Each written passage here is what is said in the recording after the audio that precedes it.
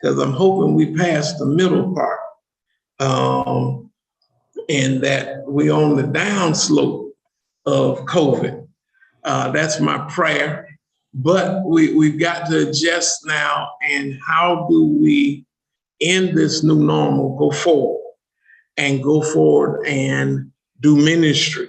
All right. And I was going to say do ministry again. Yes, but do ministry also in a new way. So we want to look at that. That's good. I did too many. Okay. Let's see if I can move this.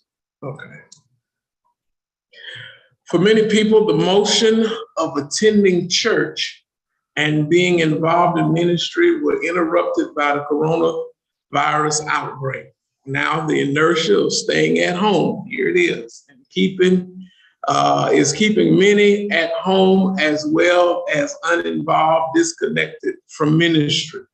As such, Abyssinia's leadership team has been forced to address 3 critical questions as we aim to build back better. Question number 1 is, how do we build ministries for this present age? And what does that look like moving forward?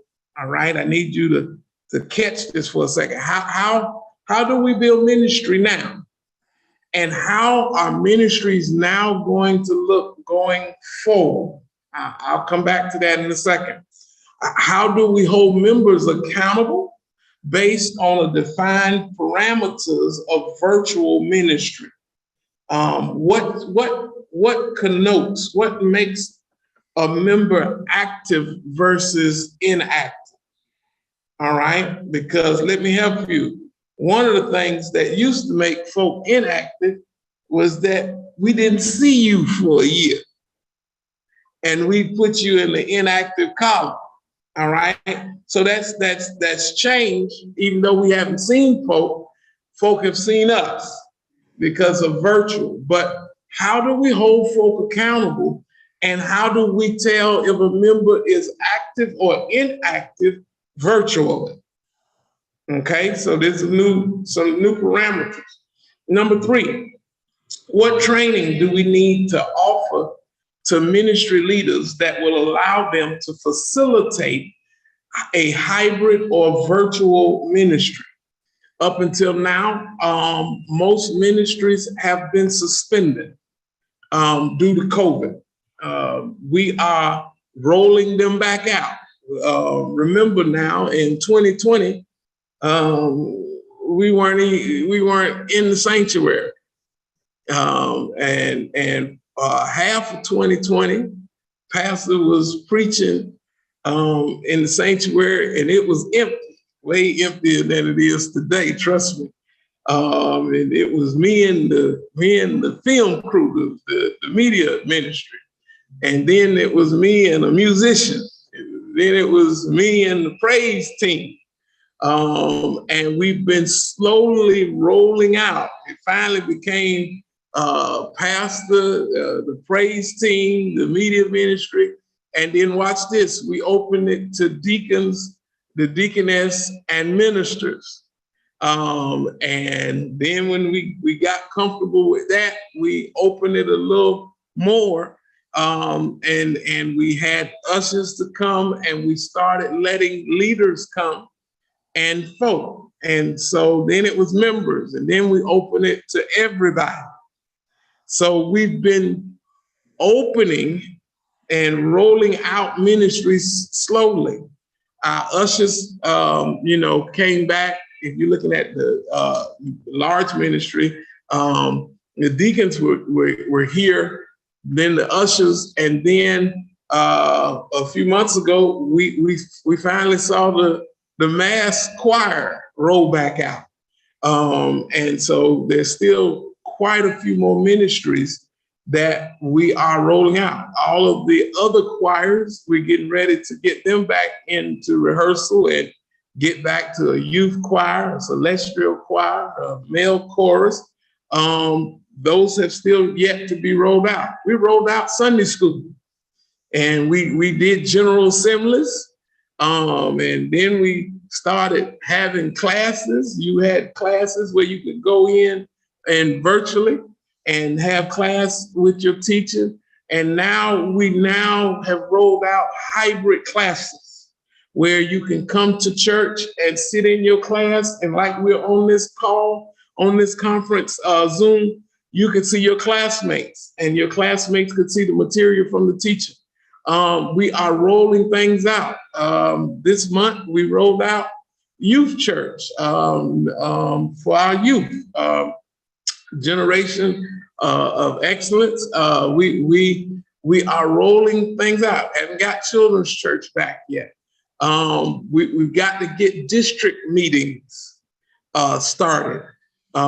It's a whole heap of things. I'm still looking for my praise dances, my liturgical dances, the steppers, and we're coming back. And so how do we come back? How do we come back safely? And how do we do it in a hybrid or virtual ministry, a virtual world? So these are some of the questions that we've got to answer.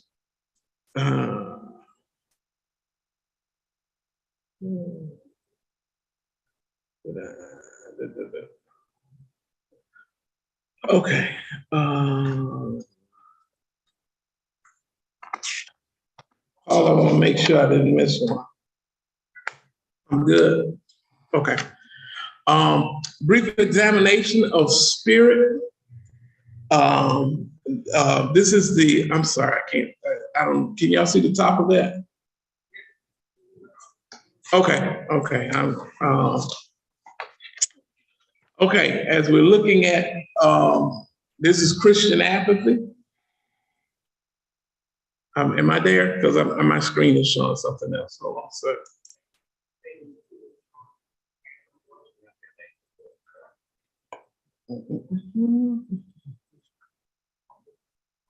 Yeah.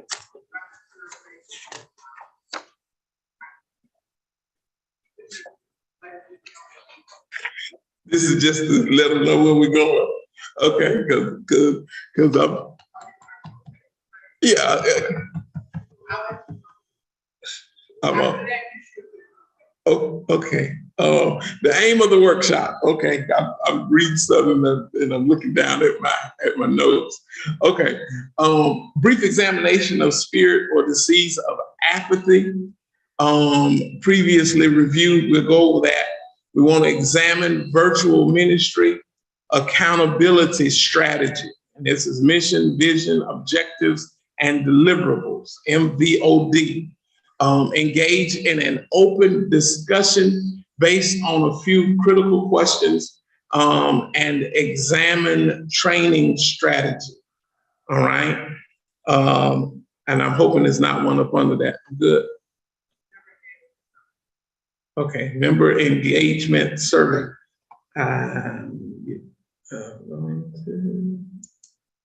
Okay, there we go. I can see the screen now. All right, so we want to look at member engagement survey. We're going to do these things. Let's define apathy. Apathy defined. Apathy is a disease caused by being overwhelmed with all the stresses and struggles in life, even in ministry, to the point of shrugging our shoulders and giving up, but still going through the motions. Or it is the lack of willingness to move forward in our spiritual transformation and even discouraging others to do so also. So look at it. We every time we do leadership workshop, we sort of have to cover the spirit of apathy. One of the things the church has to constantly fight against, and especially with leaders, because leaders, you have to fight against the apathy so that the ministries you leading don't have folk who've got this apathy. That it's we here. It's church. I'll catch it next Sunday. Just don't feel like it. Just a meeting. I don't want to. But all of that is apathy. That this gnawing feeling that, listen, we're going through the motions. I'm just tired of doing it. I want a break. I'm taking a break, but I ain't told folk I'm on break because I'm leaving on break. What we doing? I don't know. Do what you want to do. If you want to meet, we'll meet. If not, we good. Listen, at this stage in the game and where we are in society, this is huge because apathy is running amok. Watch this, just not at Apathy. Apathy is everywhere, not just in churches, it's on jobs. Because some, whatever, say something to me if you want to today, because I ain't having it. I don't want to be here. I was doing good when they were letting us work from home. Now somebody want us to come in here. Y'all better not say nothing to me. I know I'm late. I meant to be late, and I'm leaving early. This is apathy. And I've seen it. Listen, all you got to do, you got to go far to see it. All you got to do is go through a drive-through. Yeah, especially over here. Go through a drive-through. I like to have we ain't cooked breakfast today. Well, why are y'all open at 8 o'clock in the morning if you didn't cook breakfast? Oh, that was the Burger King up there done. No, we ain't doing breakfast. Come back during lunchtime. Not that we ran out. We just decided we're gonna cook. Ain't but 3 of us in here, and we ain't about to kill ourselves trying to feed folks. Yeah, apathy. And so we've been seeing it, The hardest thing folk are looking for now is if you are a business owner, employee, you're trying to find employees who want to work. I mean, listen, come to the interview with apathy. Is there a dress code? I don't feel like wearing that. You're here to get a job. So it is everywhere, all right? And it's also here. It's also here. And if we don't watch it, we will get laissez-faire with our worship. We will get laissez-faire with our service. You're going to hear me harp on Bible study because I'm on Facebook while I'm teaching Bible study on Wednesday night, and we ain't got over 24. I got 50 online right now. At Bible study, we average 15, 16 people? And I'm thinking to myself, if the leaders came to Bible study, that's 100 people right there.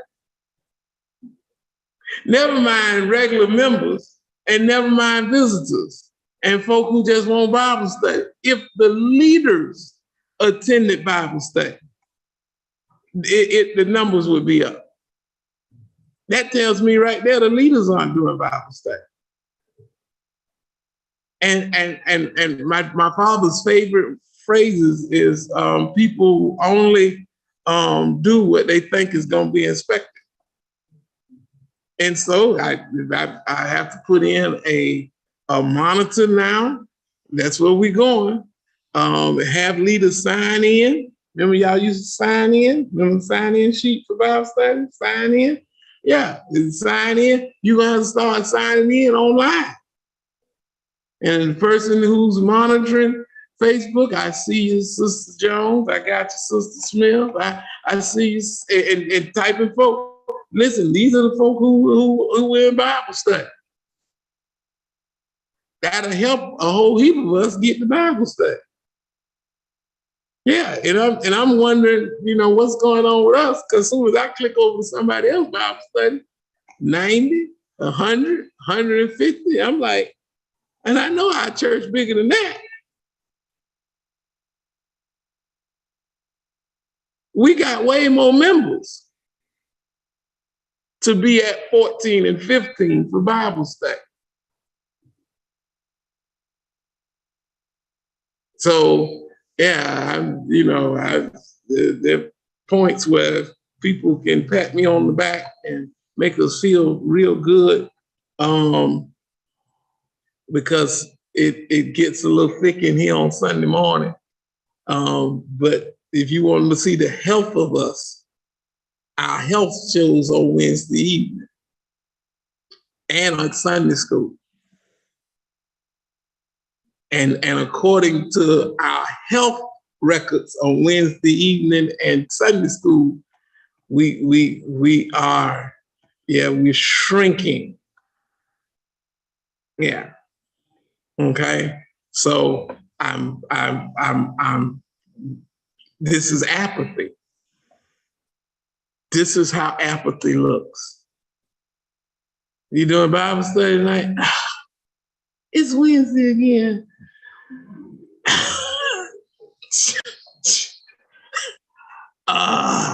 And folk feel just like that.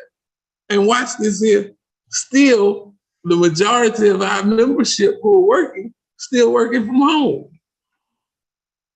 So it's not that 6:30 is killing you because you're stuck in traffic.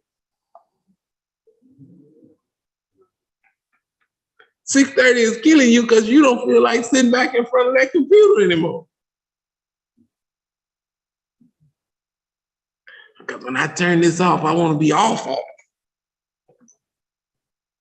Okay? So it's apathy.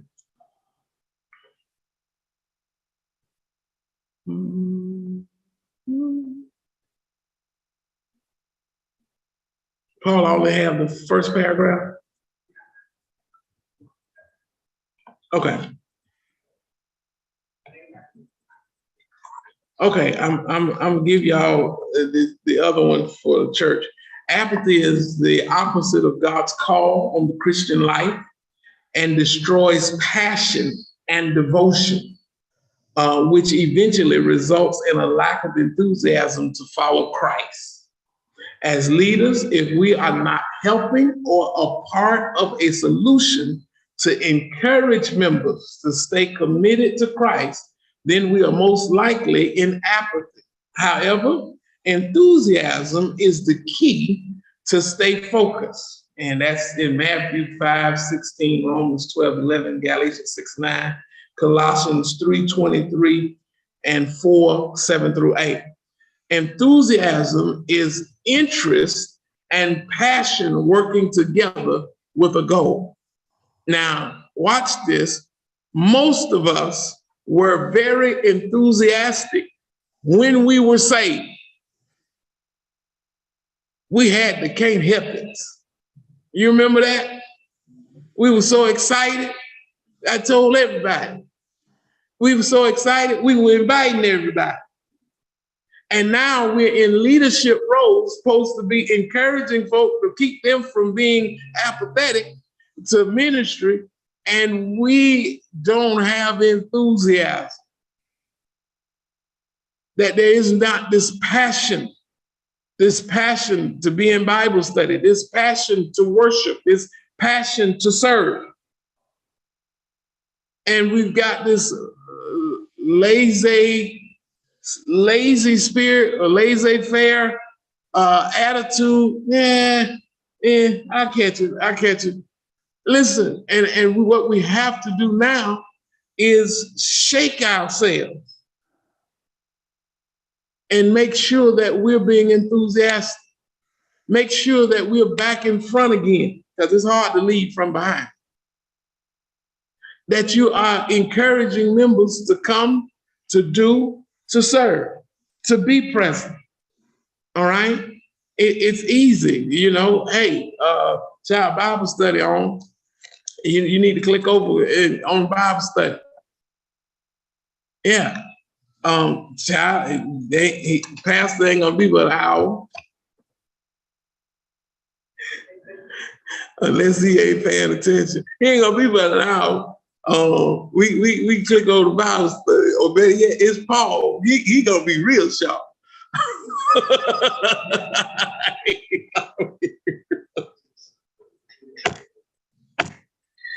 Yeah, who else can tell you tried something like samples?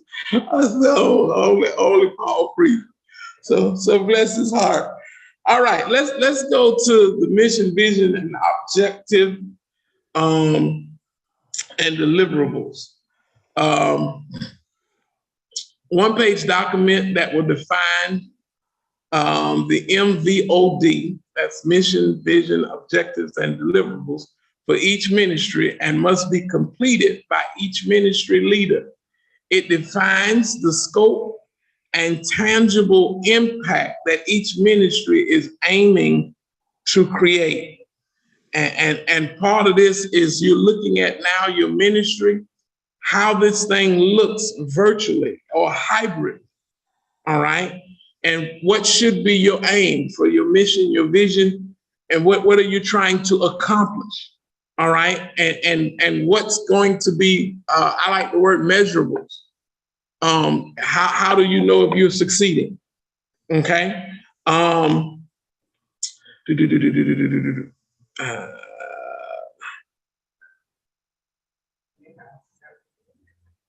Okay, so if I'm online, will I see this? No, not online. Okay, everybody here, y'all have the long page? Okay, this is an example, a sample of mission. How will I get this to folks to see it? I'll read through it because you all don't see it right now. We'll get it so everybody can see it.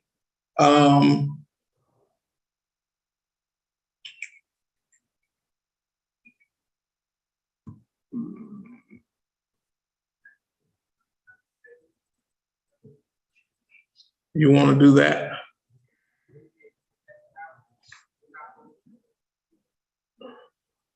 You can. You think you can?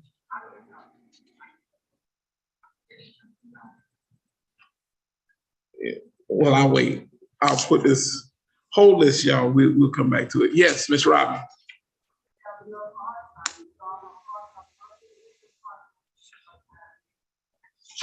Say that again.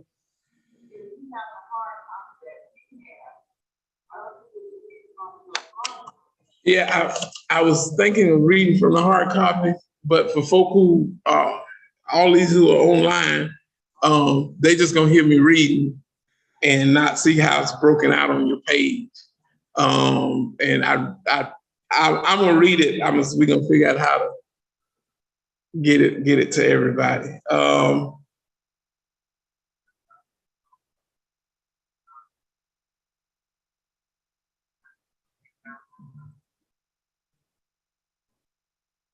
Okay, we're gonna get it to you. We're gonna get it to you. Remember, our mission never changes. Our mission is love God, love self, and love others through serving the world. That's every ministry's mission. It stays with every ministry. It fits every ministry. No matter what your ministry is, it fits your ministry. So our mission is love God, love self, love others through serving the world. Here's a vision and operating principles. The vision, and this is an example, to grow and retain members while increasing participation and attendance in worship services and ministry involvement. That if I'm looking at my ministry, here's an example of what my ministry should be shooting for. Yeah, I know we sing on Sunday, and that's what we call ourselves, choir.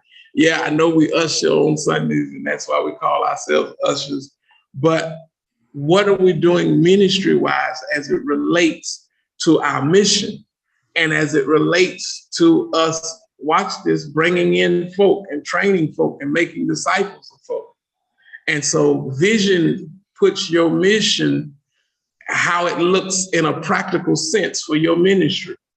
And so let me go back to grow and retain members while increasing participation and attendance in worship services and ministry involvement. Every ministry, as you are getting ready to come back online, as you are now reaching out to your members, you're gonna need a baseline of what you got from where you were.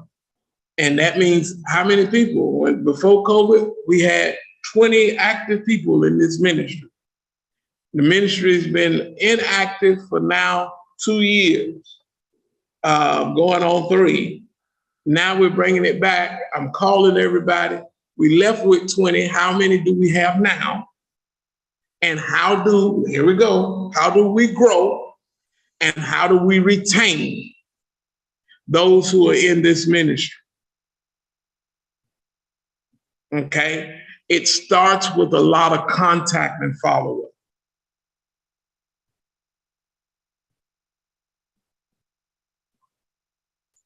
At the same time, we're increasing participation and attendance in worship services and ministry involvement.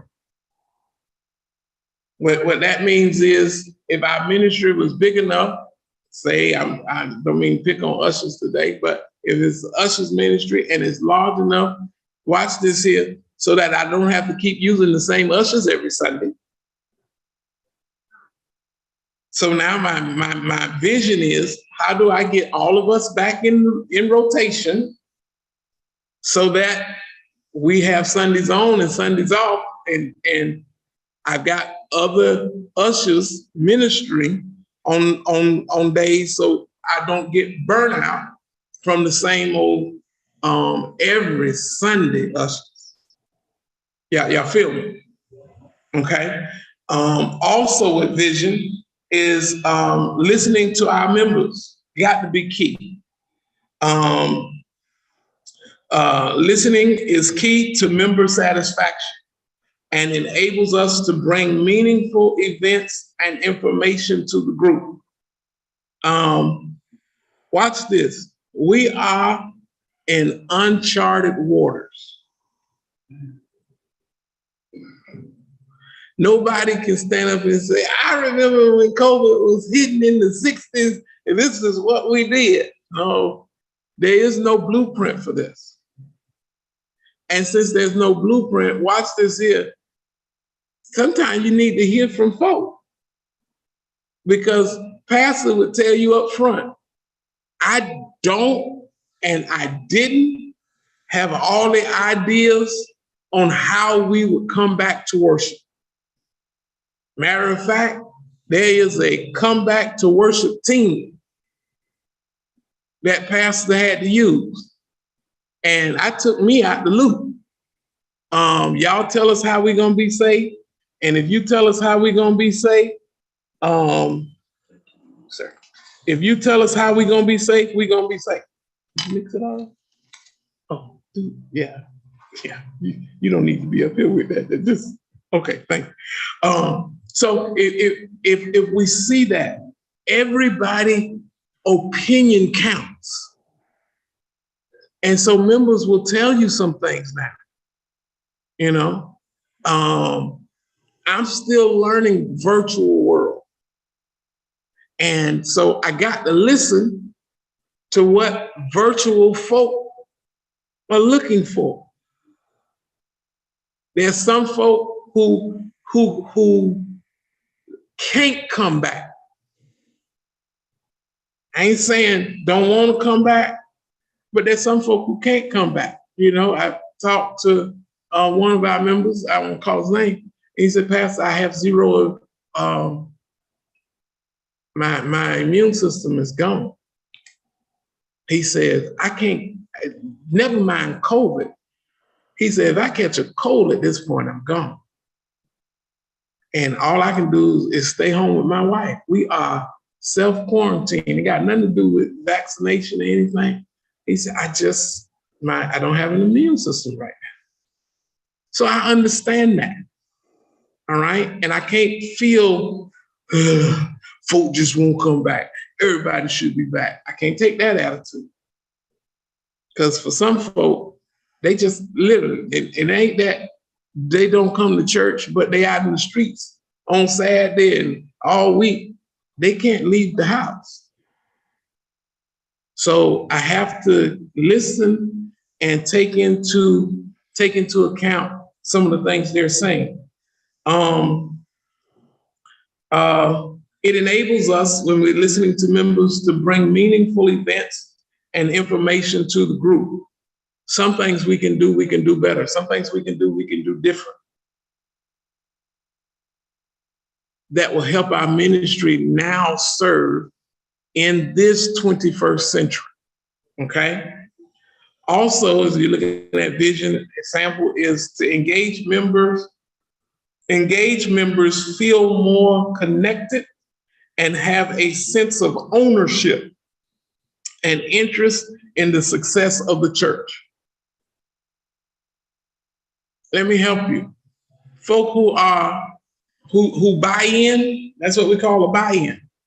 Folk who give input is taken, things are being done, they take ownership of it. And that makes them interested in how it goes. Literally. If you keep suggesting stuff to folk and folk keep ignoring you, then guess what you're gonna do after a while?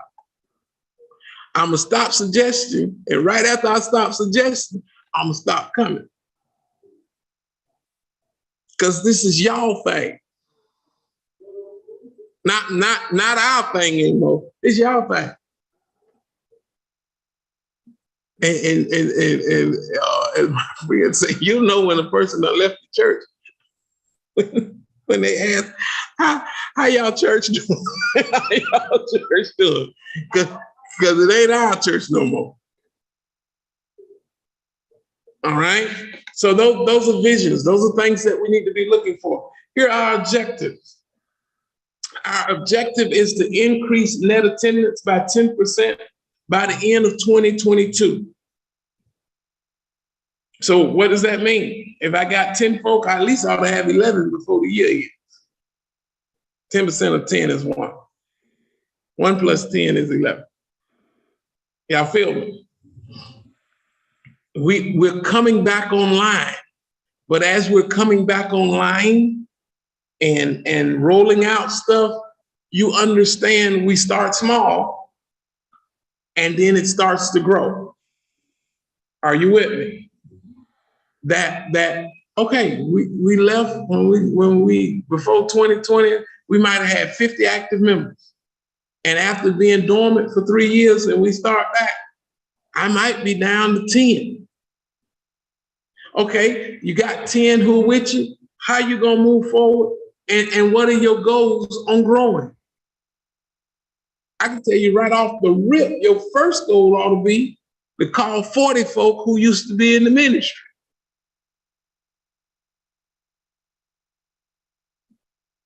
Because you'll discover a lot of folk, listen, they just waiting to hear when they coming back. Oh, we up? All right, I'm coming. Because they were just waiting on the invite. Please don't assume folk gonna just jump back in ministry because they were in ministry. Some folk are waiting on a personal invitation. Why? Because I done got a little comfortable doing what I'm doing. But since you called, yeah, I might as well, I'll be there, okay? Other objectives, increase engagement. Greater than 50% engagement by the end of 2022. That's attendance at worship, attendance in Bible study, participation on at least one ministry. And this is the objective when I'm looking at the church and as a whole. Listen, how do we increase? Because technically, I know we're rolling out, and we haven't rolled out as fast as I would hope we could. But at this point, I sort of thought we'd be at 2 services. And somebody said, well, why we ain't got the early service yet? Because we ain't filled this one yet. My first concern, and everybody knows who was on the Come Back to Church committee, my first concern was when we hit our max of what we say we can hit in here and it's filled up there, then we got to run another service. And I literally expected, man, we probably be up to 3-4 services by next year. I was saying that in 21. But I'm discovering, like everybody else is discovering,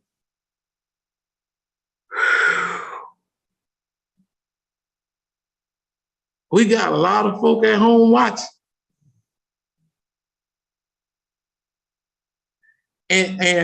And so I'm having to pivot. But how do I get more folk involved? How do we grow? How do we get more people engaged? So that those are our objectives. What is the tangible impact that we want to create? We want members to feel excited about being present at worship services and Bible study, coupled with utilizing their spiritual gifts through being engaged in at least one ministry. I'll say that again. We want folk to get excited about being present in worship services and in Bible study. And watch this, using spiritual gifts so that they are serving. We moving folk to serving. Y'all remember the baseball diamond, right? Yeah, we try to get you around the bases. And that's been our push because we've been working on this for years. Now I'm at the point I got to get you back in the stadium. Never mind. Get you out of the I got to get outside the stadium and get y'all to come back to the stadium to get on the field. Okay, so those are challenges.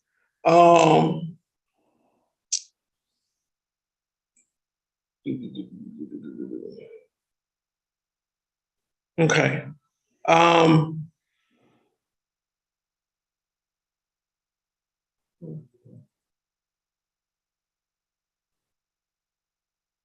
I'm gonna come back and do the deliverables. Paul, can we?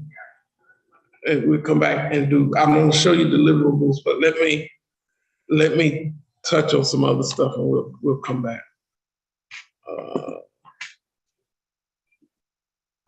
Wonderful.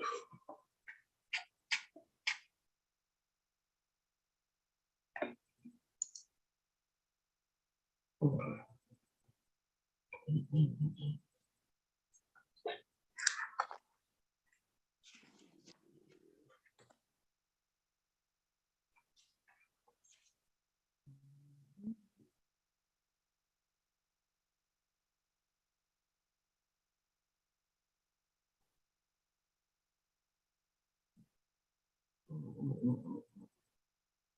Okay. I'm at discussion questions. I can't see that title, Paul. I'm sorry. Okay. Open discussion, 5 critical questions. Okay. All this is covered. Okay. Number 1, what ministries do we believe are good candidates for operating in a virtual environment? So these questions I'm asking for you all. So let me do this.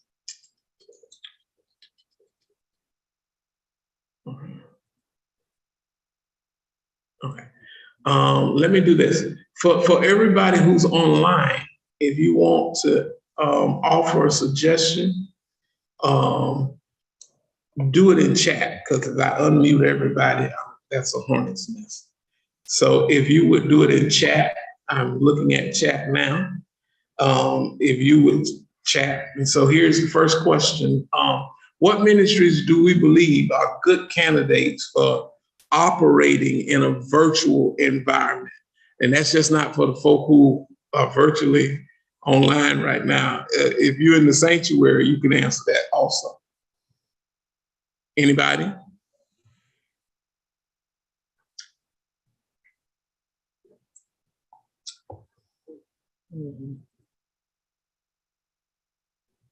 What ministries, out of the ministries you see, what ministry do you think is a good ministry for operating virtually?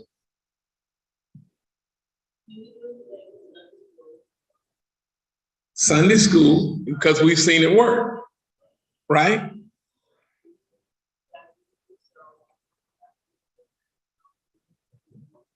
Okay, and thank you, Tracy says, Sunday school we've seen and we're doing, it works virtually. Watch this. One of the ministries that I think is going to be great virtually is going to be districts and district meetings. I mean, think about it. Instead of the rush between Sunday school and service and everybody packing in and breaking off and the noise factor with every district in here trying to compete against the noise to talk to their district members and to get their information out, to take the roll and to do all of that. And you got a tight window. You remember the window on second Sunday we used to have to get this done. And we've been trying to get in and out of district meeting. And we always have to cut it short because we got to get on the service. Now, guess what I can have? I can have district meeting that is not being squeezed between Sunday school and morning worship.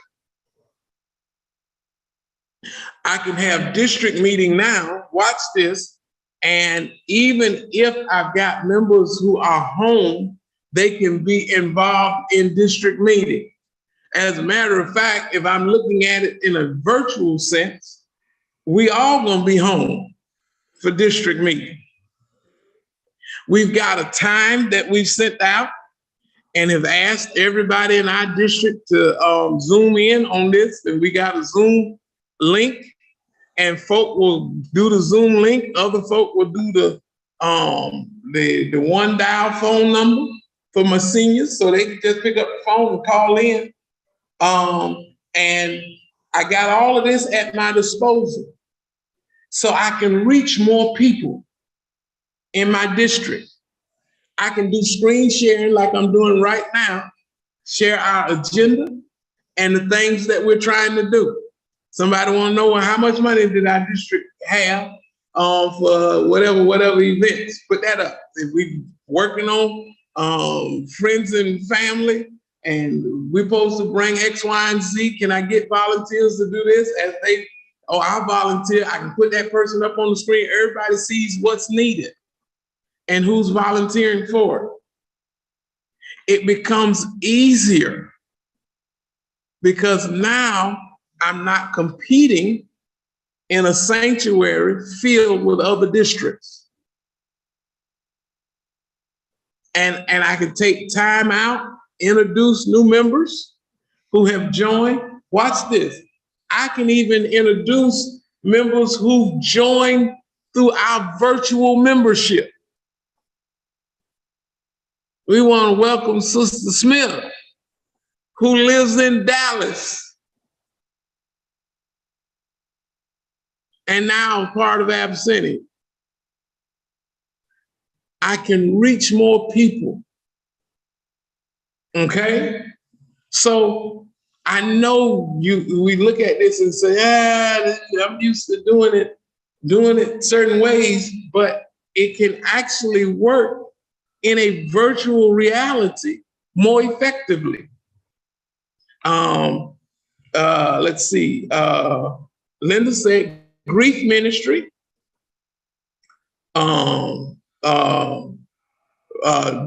Deacon and Deaconess Hart said prayer ministry, men's ministry.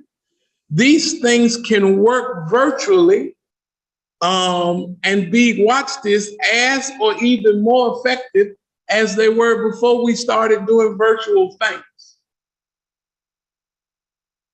It gives us an opportunity, y'all, to reach more folk. Watch this here. Everybody who's in here or on the call, if you are a member of the trustee ministry or the deacons ministry, I can tell you up front, we've been virtual. We just had trustee meeting last week, and we had it virtually. Nobody had to race to the church after work to get here. Didn't have anybody coming from cross town. We dialed in, and boom, here it is. We met. Listen, the game was coming on. We done. We can get off this phone for the game hit. And so we discovered it is a much easier way to do deacon and trustee meeting is to do it virtually. It just makes most sense. Gas costs too much. Sister Reddick? We've been doing our meetings virtually, and I think that our last we've been doing a call, already. And in our last meeting that we had before last, we had about 35 steps on the call. Yeah. Sister Reddick says Mission Ministries been doing it, and they call in. And last month, y'all had how many? 35 folk. That's way easier than trying to get to the church, get you a room, because rooms around here, it's hard to get some rooms around here lately because everything taken. Get you a room, get your people here, and have your meet. If you can do meetings online, listen, it cuts a lot of stuff and it makes it very easy. You got somebody who's typing, taking minutes, people who are volunteering to do stuff. You can see who's volunteering. All of that can be put on the screen. All of that can be shared. Listen, you can do ministries better and easier virtually. Now, there's some ministries you're going to need to be here because the instruments are here. So choir members, I'm sure there's a few times you can do some things virtually, but watch this here. You got to be here for the choir, because the band and everything is here. I'm sure ushers could do some things virtually, but watch this. When you start handing out door assignments, it could help if you were present. Tracy.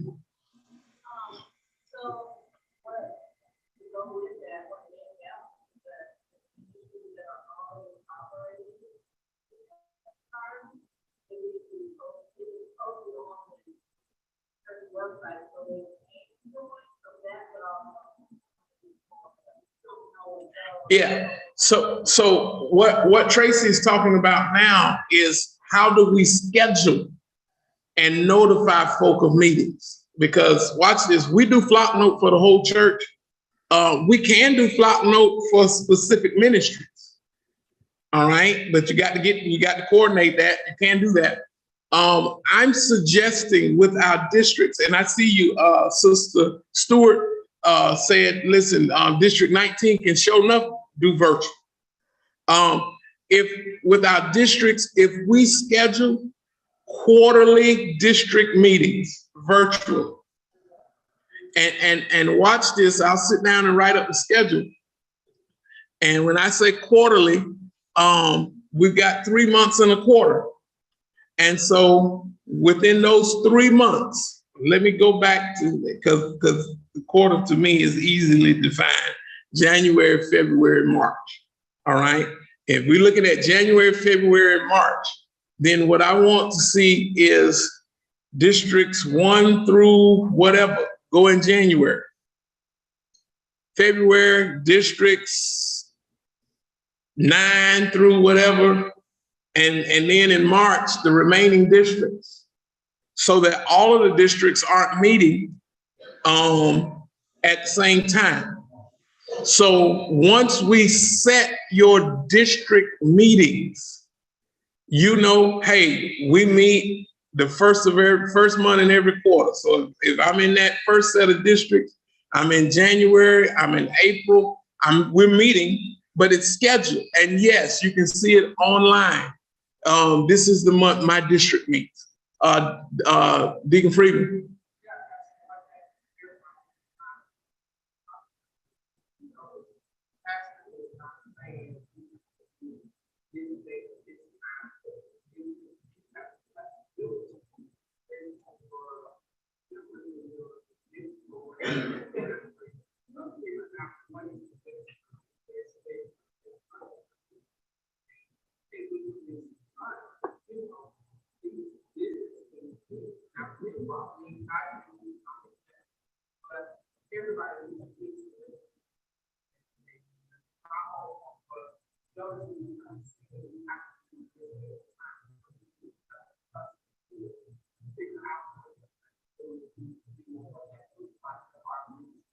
Okay, I like that. Where's Kenny? Kenny, can you come down here and do mic roll for me, please? I know, I got you stretched. Pastor just gonna add one more thing on my plate. Gonna break my plate. Yeah. All right. As Kenny's coming to bring the mic, hold on one second. So, because I got to have everybody online here, everybody that's in the sanctuary. So Paul hit a great statement, and what Paul said was that because of the flexibility, your district might meet in January, but you set the time, the day, and what's flexible for your folk to meet. And if you set that, then you will have, Tracy, you gonna roll? No? Okay, Kenny, stay up there. Tracy gonna do it. Come get the mic right here, Tracy. Yeah. So you can set the when you want to do it. Hey, how y'all feel about the third Saturday morning, third week, the Saturday before third Sunday.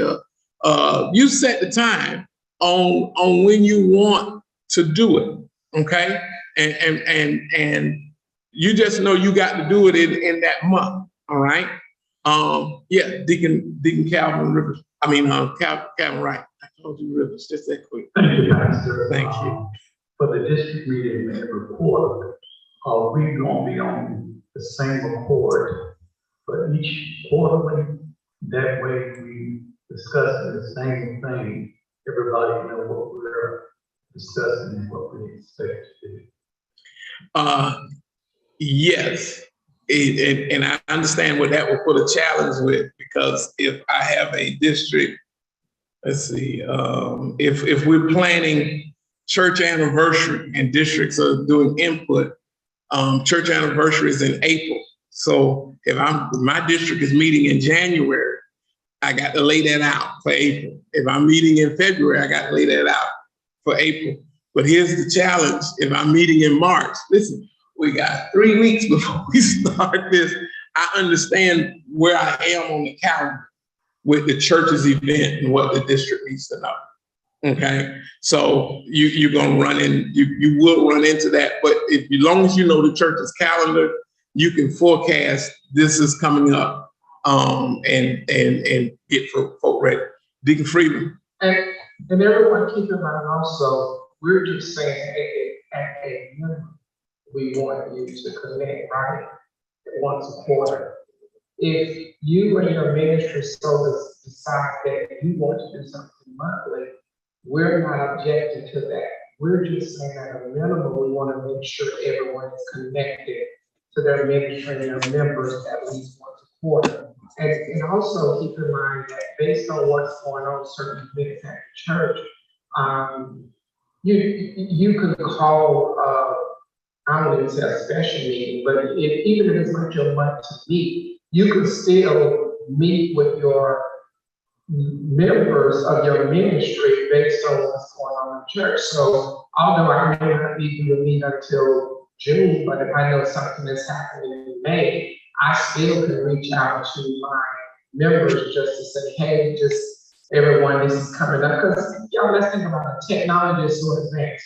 You can go to text messages, you can get your members' emails. It's just so many ways we have to communicate with our members, to connect with them.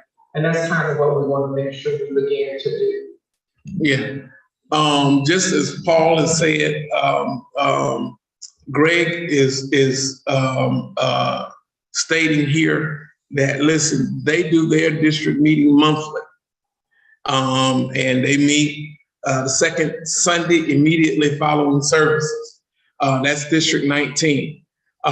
You don't have to meet just one time in a quarter. If you want to set up a monthly district meeting, that's fine. All right. What I'm saying to district leaders is you got to meet a quarter. You got to meet somewhere in a quarter. All right. You got to have at least one. All right.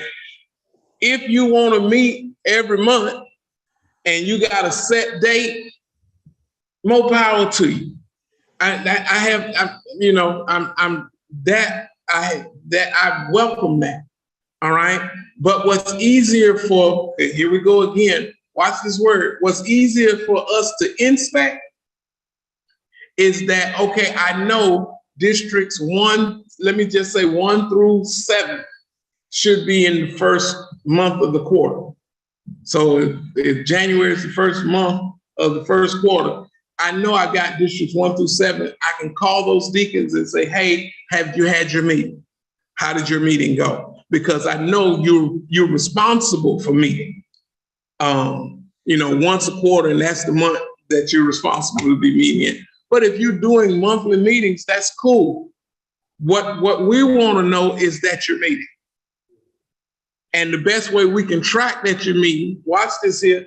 If a brand new member come and say, hey, I want to be in District 2, well, they don't say that. We're going to put you in District 2. District 2 will have their district meeting on these months that I know they have. And so they can expect at least those months. They get there and you say, hey, we actually do this every month after the second Sunday, like District 19. All right. Then we see it. Elsie says, but District 4 has been meeting constantly every second Sunday at 5 o'clock virtual. So I see districts have their time set up. That's cool. You can keep your same time schedule if you're doing it every month.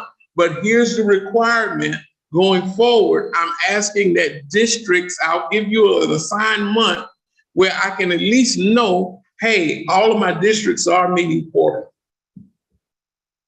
Okay, and the team leaders can follow up with the district captains and district leaders and making sure that, hey, did you meet your quarterly obligation? Okay, so these are things we can do virtually. And this watch this here, the more contact, the more connected folk become. Let me say you that again. The more contact, the more connected folk will come. So if I never hear from you, yeah. But if I'm hearing from you at least once a quarter, then okay, I know my presence is expected. And I know I'm locked in. Okay. So that's some of the ministries that we see that will thrive and flourish in a virtual environment. Okay, and they're more. They're more. You know, we're gonna do the man cave coming up, hopefully sometime this summer. And we'll do man cave, and it'll be hybrid like it was last time. There are ministries that are built, and hybrid is the thing. And so yeah, so we'll find the sweet spot. How do we get leaders and members to reconnect to ministry, operate in a hybrid and virtual environment? Anybody? Can you see a hybrid virtual environment for your ministry? Do you? Yeah, Sunday school. Reverend Sumter says some Sunday school, we're already doing it. And we're rolling out more classes. Did we roll out our Zeta yet?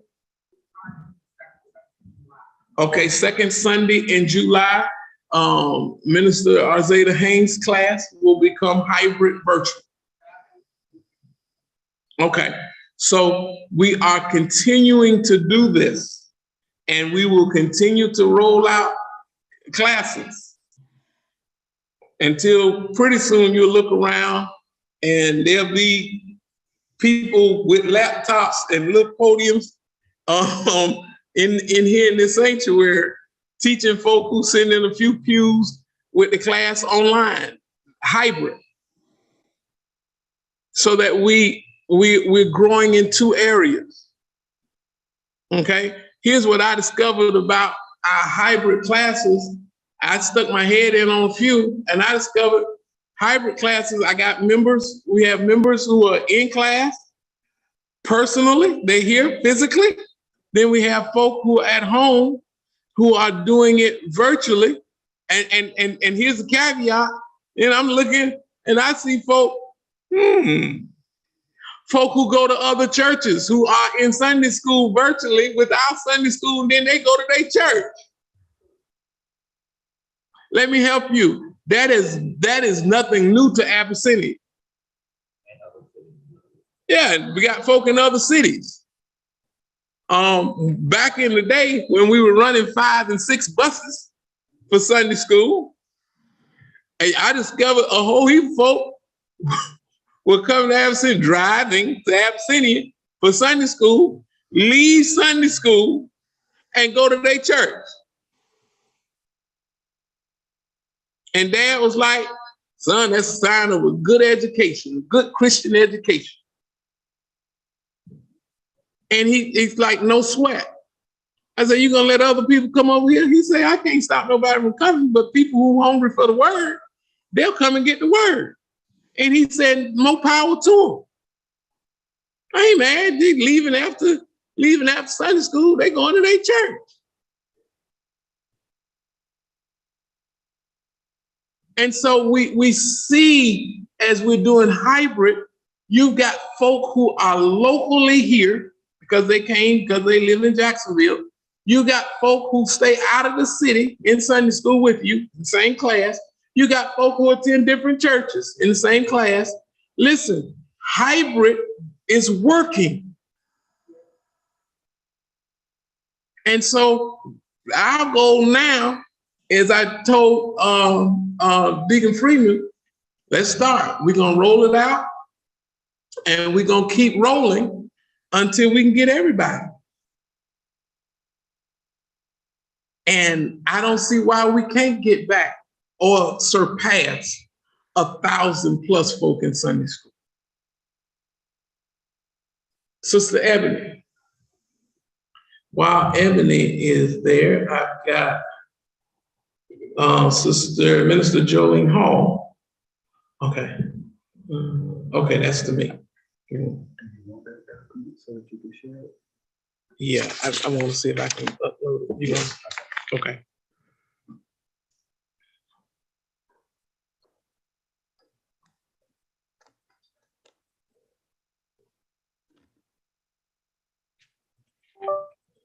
Yeah, when I finish this, I'll go back to it. Okay. Thank you, sir.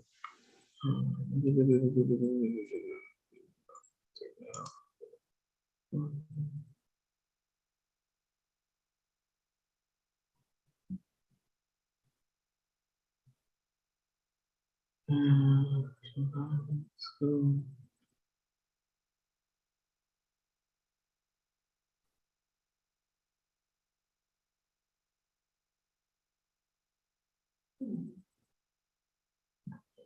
me 1 second, you all. I'll read question.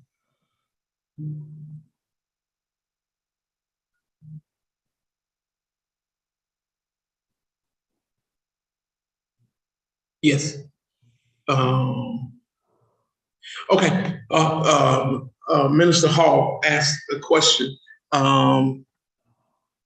Because we are on multiple platforms on Bible study, and she just reminded me, Pastor, not all of our seniors, elderly members have a Facebook account.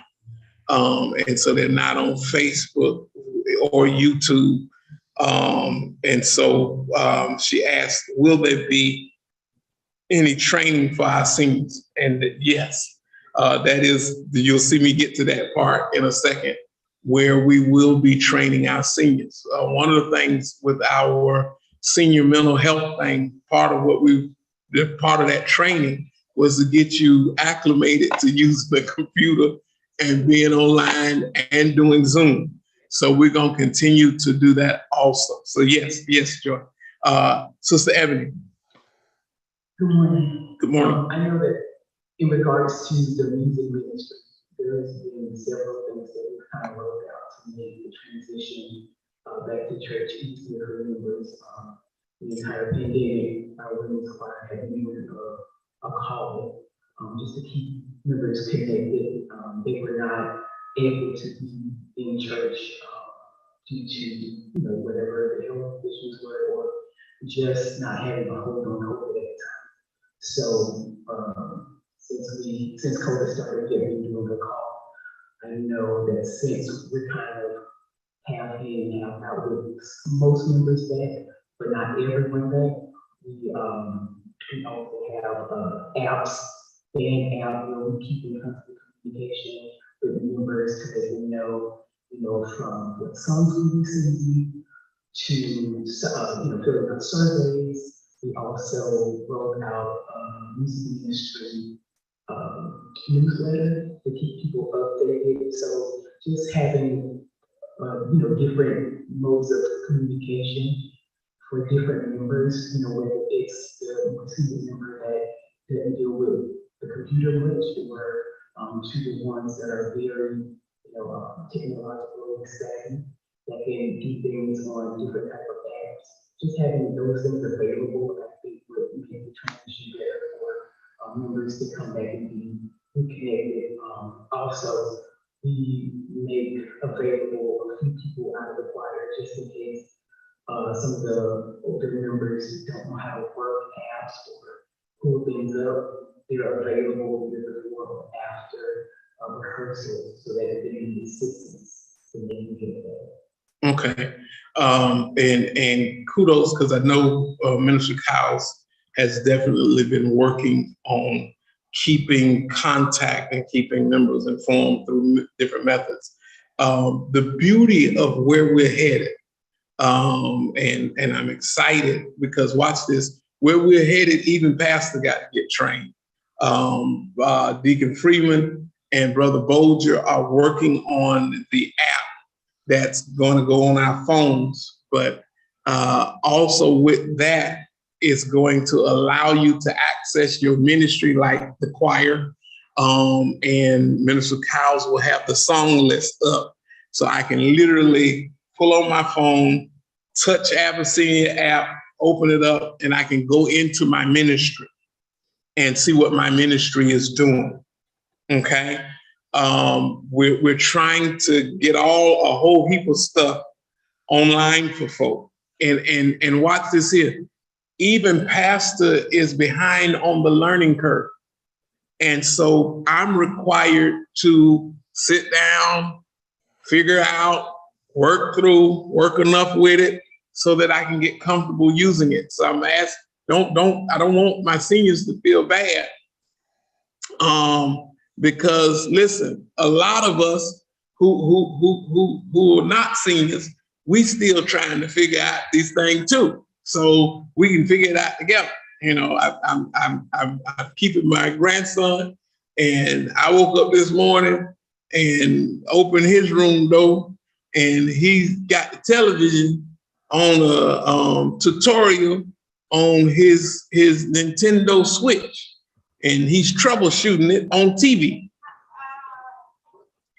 I wanted to ask him, what app did you go? What site are you on? what site are you on? Because he told me, Granddaddy, it won't come on. I got it charging, but it won't come on.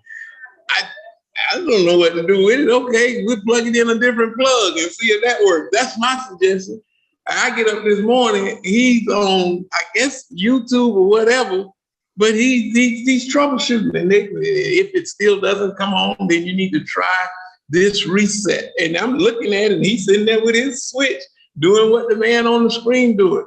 I dare not ask him, you know, bro, how you figure this out and how you get, he does that. You know, he came in, went straight in the theater, and I'm waiting on him to call me to tell me, you know, Granddaddy, come turn the TV on for me, because I've got several remotes in the theater, and you got to do it in a sequence if you're gonna watch something.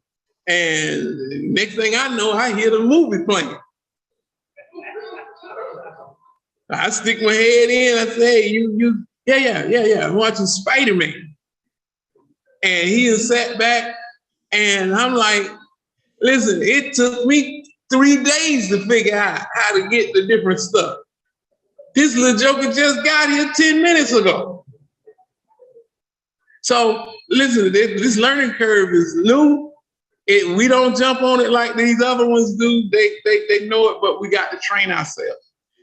Watch this. There's some things that work great now. Remember Phone Tree? Yeah. Phone Tree work great now. Call flow. Say, I got to call, we gonna call. And that keeps people in touch. All right. A lot of things we do online. Every weekday morning, my ministers are on prayer line, and they keep up with everybody. You know, every now and then, Pastor will join. Hey, y'all, yeah, they clockwork, and they do it. It's a one number dial. You got to punch in no code. Hey, they start about 5:50, 5:45.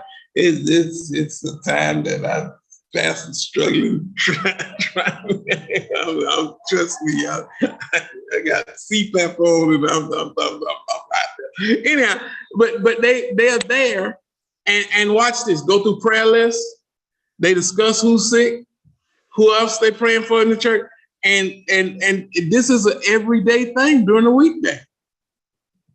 And I'm when I go on, I'm amazed. But that's how they stay connected. And so I tell folk, listen, there are ways to do this thing. A one number dial, it's real easy. I got it in my favorites. So when I get ready for the prayer line, I just hit my favorites and click, and that's what it's under, prayer line. Hit prayer line, and I'm in. No code, no nothing. You can set that up with your ministry. Yeah. And so when folk, you having a meeting, hey, call the line, here's the number, call the number. And everybody call in. Nobody got to punch a number or anything.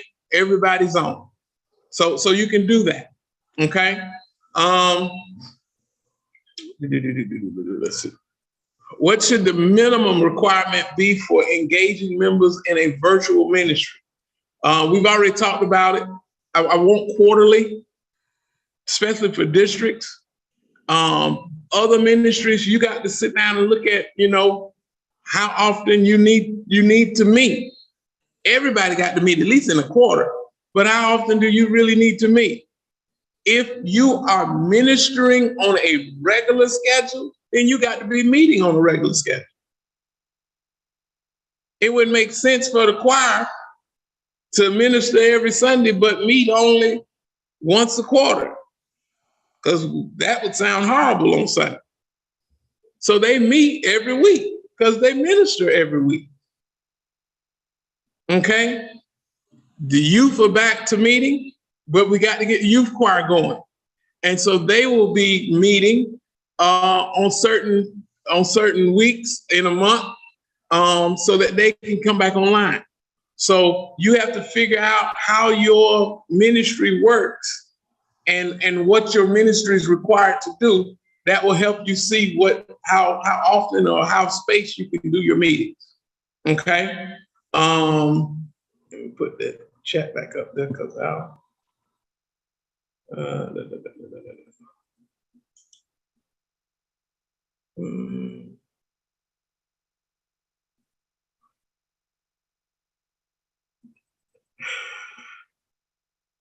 I lost it.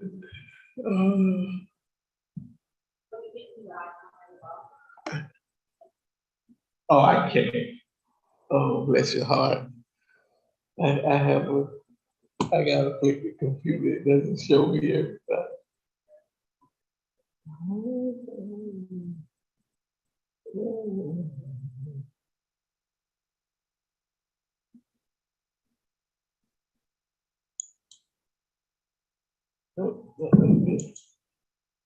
Nope. I thought I could do that. There it is. Hold on, man. Okay, number 4, what technical support or training will you need to help you be successful while operating in the virtual world? We just said it, we're gonna start training folk on Zoom.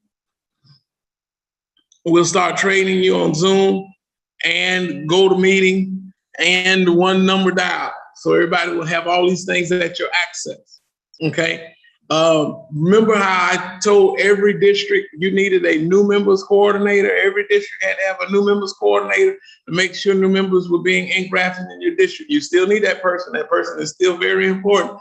Now I'm at the point that I need to tell every district, you're gonna need a technical support person in your district ministry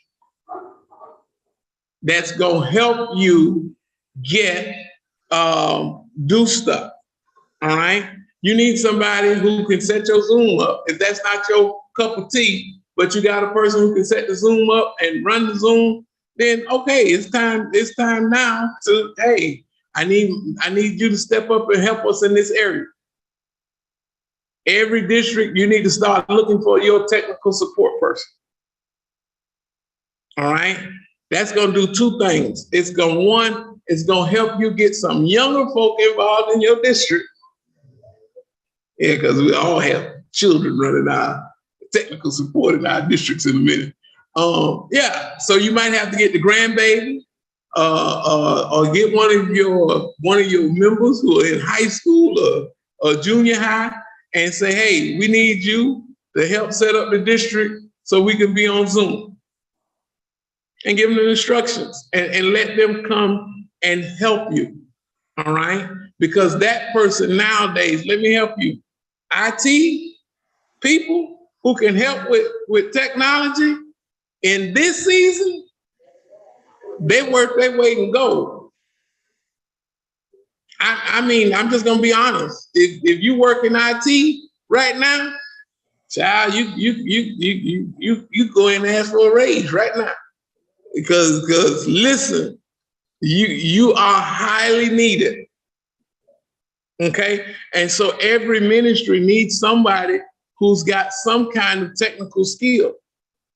And so watch this, our ministries are large enough so we can have it. We just got to look in some unusual places. Hey, that means I need to check on my young folk in my district. Yeah, some of these grandbabies gonna help us do a whole heap of stuff. Yeah, so that we can flow. Okay. Last one. Yes. Okay, I missed it. I'm sorry. Last question. Okay. Sister Hamilton, we may need to do home visits to help some seniors. Yes. Yeah. Yeah, we probably do. and have to go and do some home visits to help get some folk online and help them see how to go in and to do it. Okay. Listen, because I discovered some folks still got AOL accounts. If that's you, I ain't picking on you. I'm just saying. Yeah, I think we also have to be mindful of the training as we roll out new apps and new features within the church that we also train, not just for everyone. Yeah, for everybody. I don't want to make this a senior specific because all of us need some training in some things. Okay. And so we need to sit down and when we're rolling out, set up some training times to help us maneuver through some stuff. Yes, Deacon Freeman. Also, if you know of apps that we're not using that you're familiar with, maybe you use at work or use with friends, whatever, please share that information with us because we're not claiming to know it all. We're not claiming that we've identified all of the apps and technology we need in order to make this work. So please, if you know stuff out there that can help ministries, help us as a church as a whole, please just, share that information with us. Yes. Yeah. Let me be crystal clear and transparent with you. When I go to conventions, especially conferences, I'm sorry I missed IC3 because that's just what they dealt with this year. Unfortunately, I was in the hospital. I was almost in Houston, but I didn't want to go to their hospital, so I stayed home. Anyhow, but learning what other folk are doing, that's easy. And that's how you got concept. The very concept that we're working for on Sunday school, and I hope to get us fully up and going on it. I got that from the state convention, Pastor Ford, who runs the IT department for the state convention. If you remember when we were virtual, and you would go into General Assembly, and when General Assembly was over, it would kick you out. And you got all these classes with the pictures of the teachers, and you just click on, and you're in that class. And when that class is over, it would kick you out back in the General Assembly. Well, Pastor Ford set that up.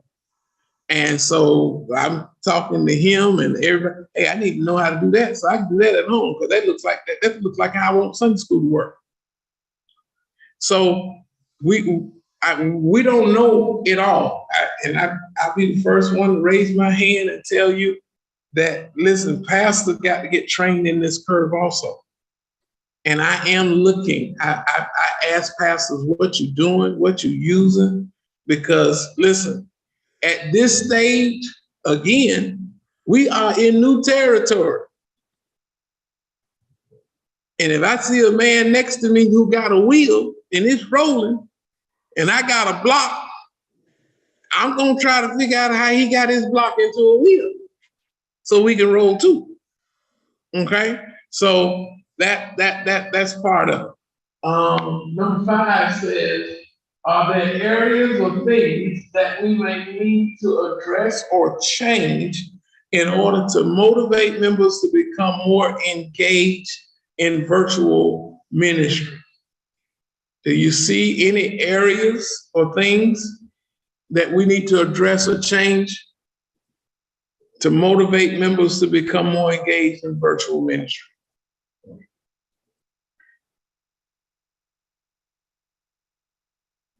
Anybody?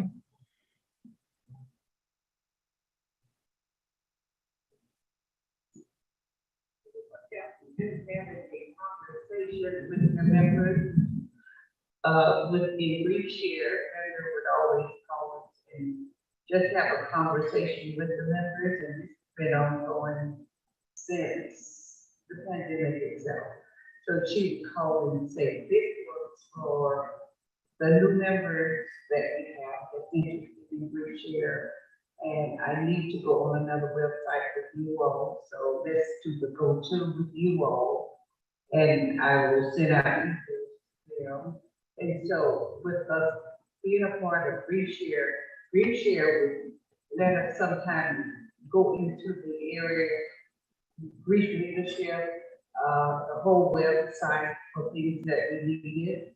So we had that approved to her for just a 13-week session and encompassing members from other churches. And we're going back in and on with another 13-week session. So we were able to give her feedback as to what we thought were what we should be churches. Okay, okay. And it starts with conversations. And so part of this is talking to folk. And what I discovered is some folk have a level of comfortability. And you know, I'm at my level, and when you're talking at something that ain't my level, I ain't really there unless you're gonna come and have a personal conversation and show me how to get from where my level is to something else, or else I'm gonna stick with what I got. Watch this here. How many of you that are here now change your giving method? All right, that's the majority. That's good, because watch this. There's some folk who are like,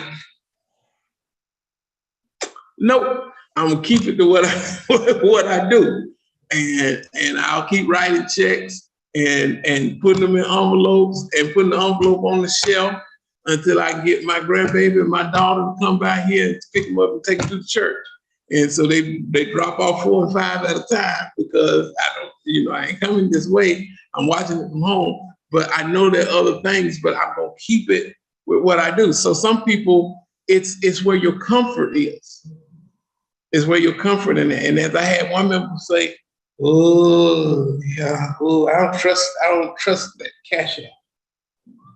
I said, well, you set it up. No, they won't know too much. They want my bank information. That's too much. You don't need to be in my bank account. Yeah, I was like that when Cash App first came out. They want bank information. Somebody get hold of this and just rape my account. Yeah, yeah. So it took me a minute. Sister Reddick, anything? No. I was just going to say, Pastor, at this time, I think there's nothing that we need to change. We need to continue to motivate our members with clear communication. Okay. Just clear communication. Yeah. Sister Celeste Cruz says, I think the training and engaging with them about it will motivate them to try and or get on board. Yes. I think when folk start trying, and especially when you see when you see somebody your age doing it, somebody who you consider yourself equal with doing it, then it helps you, okay, if they doing it, I can do it too. Yeah. And sometimes it's so simple as getting the email and knowing what part of the email to click on that will take you into a Zoom session. And so you go and you say, you got to open your email. And once you get an email, here it is, this is how it looks coming from the church. Or coming from the district. And now when you open it, you're looking for the blue line. That turn blue, and you put your little mouse over it, and it'll turn into a little finger, and you click it, and that'll take you in. So sometimes it's just getting folk comfortable with how to do it. Okay, let me push.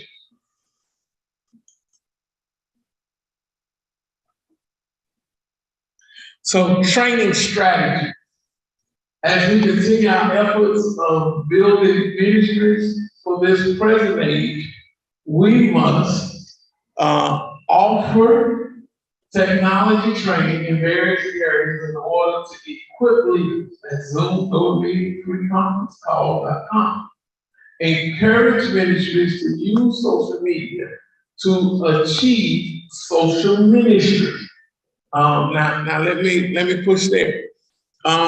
We've asked you to do a couple of things here. How many of you heard me or the immediate ministry tell everybody, go to YouTube, and when you click on YouTube, it's going to ask you to sign up. Now you don't have to sign up for the YouTube channel.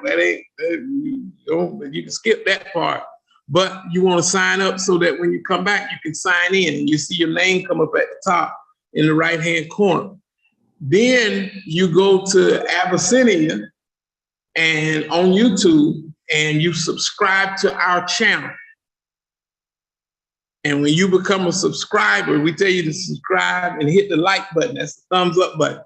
Once you do that, you're locked in. And so when you go in, if there's something that Abyssinia is doing, it should pop up on your screen in YouTube. And you can click on it. Okay? And eventually, watch this, we're going to push everybody, the way we're looking at it, we're going to push everybody away from abyssinia.org for watching services and Facebook to YouTube. And so there are a couple of advantages of YouTube. One advantage is you can hit the button and most TVs, it'll pop up on your TV. If you got a smart TV, you can go straight on your TV and go to YouTube. And so now you're watching service on the big screen instead of on your little phone. Okay? But watch this here.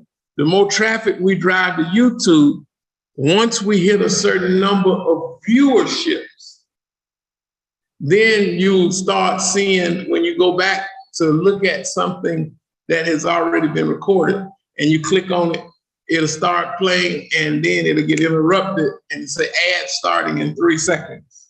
And there'll be a commercial. And after the end of the commercial, sometimes you can skip it. When it says skip, you can hit it. At the end of the commercial, it'll take you back to the service that you're now watching again. This is service that has already been recorded. And depending on how many views we have, will depend on how many commercials you see. And commercials keep popping up. I used to get mad at commercials when they pop up. I used to say dirty words to commercials when they popped up. But I discovered on YouTube, you don't want to curse your blessing, because commercials cost money. And if they are showing commercials on our YouTube page for our recordings, then guess who's getting paid? Yeah, absolutely. Yeah, and the more commercials you see that keep interrupting our already recorded services, the more money the church is being paid to do what we already do. So that you catch, when you're seeing guys that you're watching on YouTube, from your TD Jakes to your Noel Jones and all of them, and the commercials keep popping in and you keep having to hit that button, listen, Potter's House gets paid. And listen, people want to be where crowds are so that they can put their stuff up. We ain't gonna get mad at that. We just gonna deposit the checks and do what we do. Okay? So we're driving folk to one source. It's okay if you're comfortable now, but we do need everybody to become a subscriber on YouTube to Abyssinia's channel. Okay? Okay. That's a social ministry we start. Yeah. Achieving Matthew 4:19 says, "Follow me and I will send you out to be fishers of men." Part of the one thing that we're doing, watch this here. How many of you got, let's start with Facebook. How many of y'all got Facebook? How many friends you got? I got 2, my daughter and my everybody look down like, don't know. I don't keep up with how many. Yeah. How many of you on Instagram? Or it's the children. So how many of y'all on IG? Yeah. And then how many followers do you have? And most of us don't pay attention to that. But let me tell you who does pay attention to that. Instagram and Facebook pay attention to your friends and your followers. All right? And what that means is the more followers you have, you can be what they call an influencer, social media influencer. Let me help you. There's some influencers you may know, and you didn't even know they were influencers. If you follow any one of them Kardashian children, yeah, I know, I don't either, D, but they are what they call social media influencers. That folk follow them to see what they're doing. And watch this here. They go places and get paid for going. All right. Baby girl had a birthday party. We went. She wanted to do birthdays in the Bahamas. We went, did birthday in Bahamas, and she took us to the Atlantis Hotel. In the Atlantis Hotel is a restaurant of Asian fusion restaurant. Robin, I still don't know what Asian fusion is. We got there. I said, well, why are we here? She says, oh, this is where so-and-so came. And, you know, I follow them. They influence us. And I wanted to come here too. I said, we're here because you seen two other folk eating in here who don't know you, but you follow them. And watch this here, the restaurant gets business because of followers. Please don't miss this here, because it got to be because of followers, because I ate. And I told the man when he brought the bill, I had 2 meals here today. My first and my last. I'll never be back in here. You never got to worry about me. I ate 2 meals. Never have to worry about me coming back in here. Serve you. Tacos were 1 inch long. They give you 6 tacos, 1 inch long, and that's $80. I said, I know I'm finished. I'm finishing here. You never have to worry about it. Matter of fact, I'm leaving here to go eat. I'm hungry. This was for pictures and not for consumption. But influencers, watch this here. When you get influencers, if you got a lot of followers that follow you, and watch this here, you're looking at people who have 5,000, 10,000 followers. Guess what happens when we go live and we're having church? And I say, go ahead and click your share button. And a person with 5,000 or 10,000 followers hits share. Now, 10,000 some folk who don't even know Abyssinia exists. It's like, wow, look at this church. And the next thing you know, it moves like that.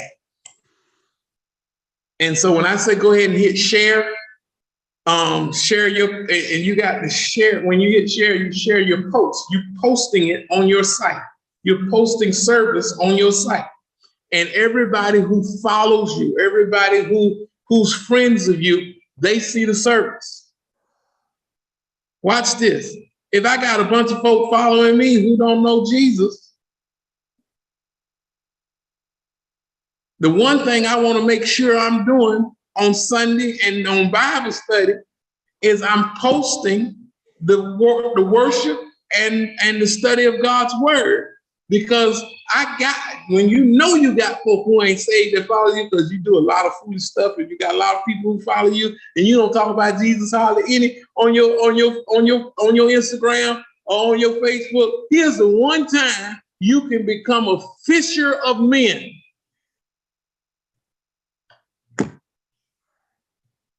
And watch what I didn't have to do. I didn't have to take anybody through the ABCs. I didn't have to walk anybody through the plan of salvation. All I did was share the word. And if I got 500 followers who don't know Jesus, and they come past my page, they get the chance to see the word. Doesn't mean all of them gonna watch it. Some of them gonna stroll right past it. But sometimes it just takes a second and, oh man, I like that song. Oh man, what is he saying? Oh, I needed that. And it takes a second.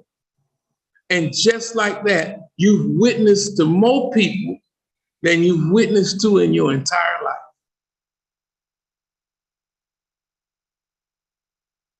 In a clip. I was talking to Pastor Guns. Pastor Guns went to preach at New Birth in Atlanta for Pastor Jamal. And when he got there, Pastor Bryant told him, he said, hey, I'm hooking you up. I'm sharing you with my Instagram. And he said, you're going to be on Instagram and Facebook. He said, I'm putting you on. And he has 97,000 followers.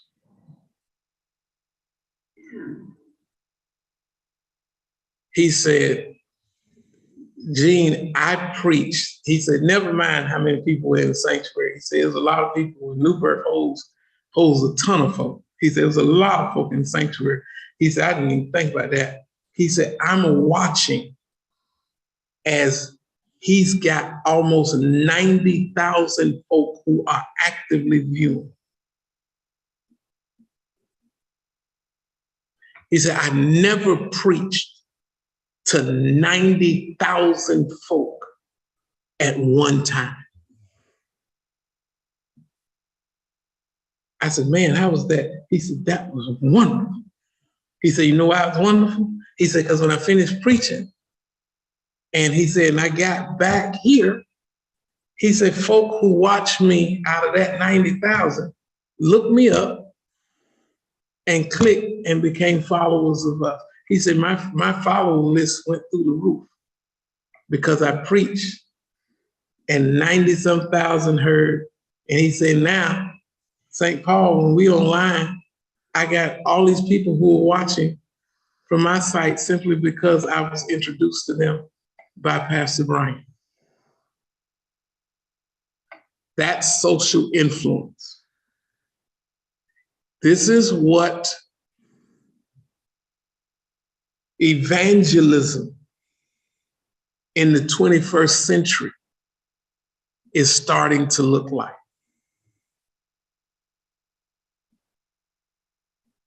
Now you're seeing, if you're watching Pastor Jamal Bryant, listen, now there are excerpts of his sermons. Got nothing to do with him. This is just other folk mouthing the sermon, and they talking, it's him preaching, but they done recorded themselves doing a whole nother reel, doing something.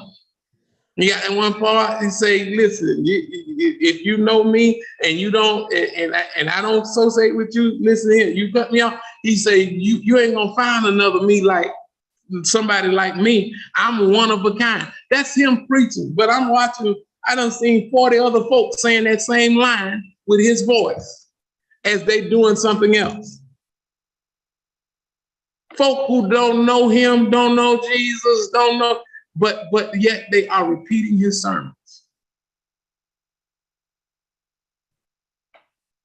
You see the way this can snowball. Yeah.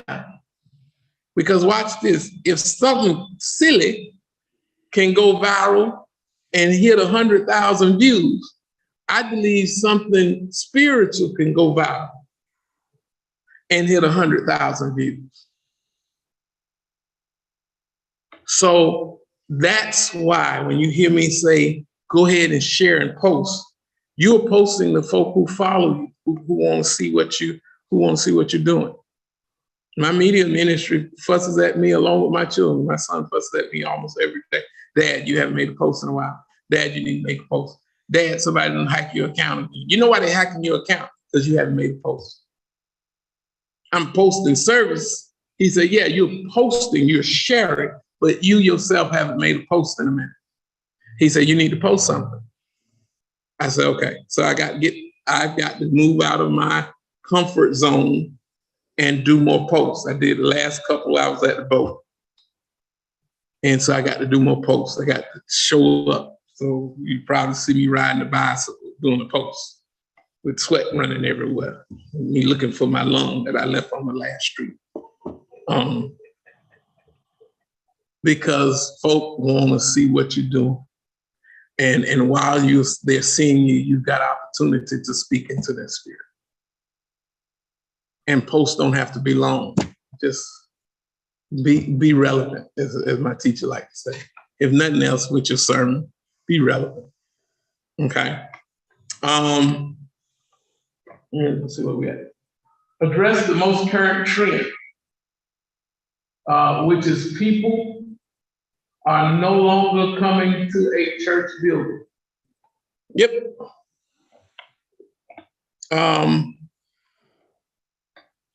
I can't tongue wrestle with folk who not here. We just got to get to the point where we understand that we've got to do virtual ministry. And there are folk who are not here. Some folk can't be here. Some folk are clean across the world and they're watching us because they just want a word. They just want to worship. They just want to be in Bible study.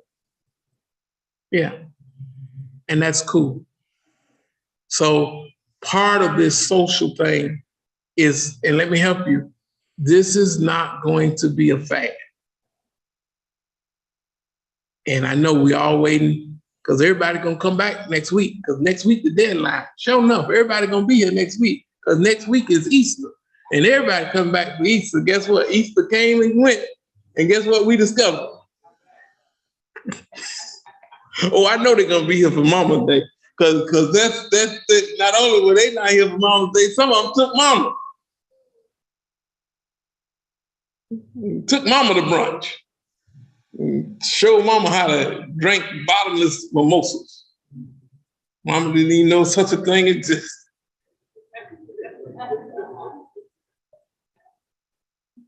So it's time to wrap your head around this fact. This is not a fad. This is different. You know how I know it's different? Because we come through something and we all act different. Yeah. Listen, you in a room with somebody and they start coughing, what you do? Mask up, look around and start moving. Yeah, and people don't want to hear that you choking.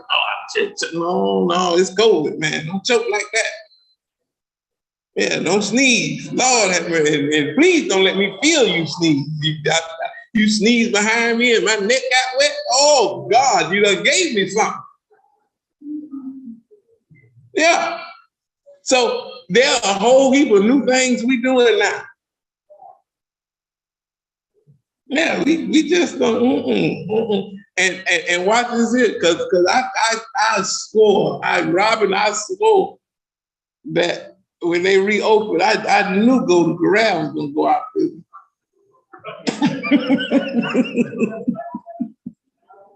I said not with COVID, because I knew they were done. And I looked and the line still on.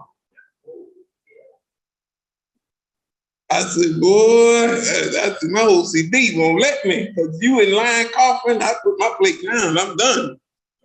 I got to leave and go get a test.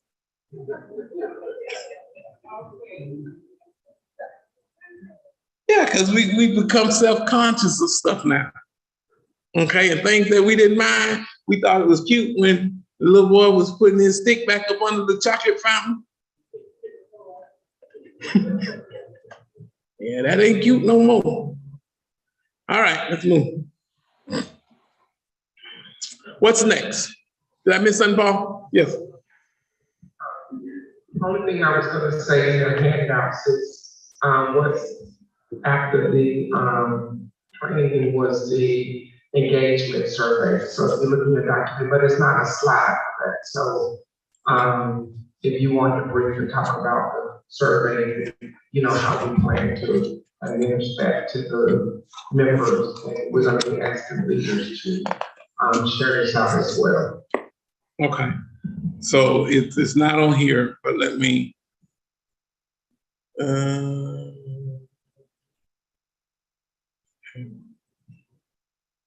Okay, let me deal with the survey.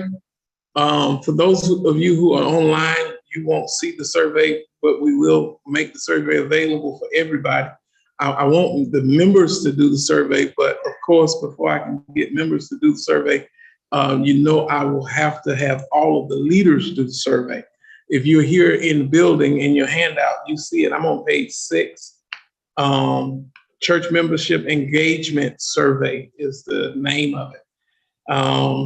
It asks you, question number 1 asks you, are you a male or a female? You check the box for your correspondent that we're gonna stick with 2, bless you. Question number 2 asks your age. Are you under 20? Next one is 20 to 29, 30 to 39, 40 to 49, 50 to 59, 60 to 69, 70 plus. You check whichever one you're in. And then we get to some of the hard questions that I like. How active of a member are you? How active of a member are you? And the first choice is, I attend service, but am otherwise inactive. The second choice is, I'm somewhat active. I have made connections with other church members. Third is, I'm moderately active. I have formed friendships with other church members and occasionally attend events. Next question, I am quite active. I have close friends with church members, regularly attend events, and am part of a ministry. And then the fourth is, I am very active. I have close friendships with church members. I attend most events, am part of a ministry, and help with church leadership, i.e. worship team, event hosting, etc. And so out of those, you will select which one fits you. And let me remind you, there are no names on the survey, so you can be as honest as you need to be. We won't chase it back to you. The fourth question is, what first attracted you to this church?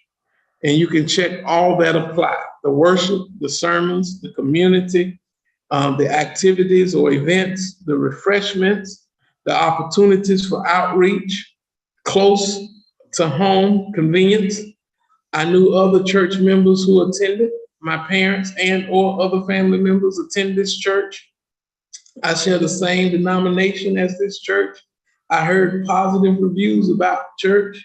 I like a social media post or some other ad online. It fit my style of aesthetics and preferences. And then you got choice for other, and you click other, right in what attracted you to the church with other. Question number 5 says, what prevents you from getting more engaged at church? What's stopping you from getting more engaged at church? Your first selection is, I am actively involved in church. Second, not enough time. Third, I am not interested in being more involved at church. Next, I have not connected with a lot of people at church. Next, I am not a member or a new church member.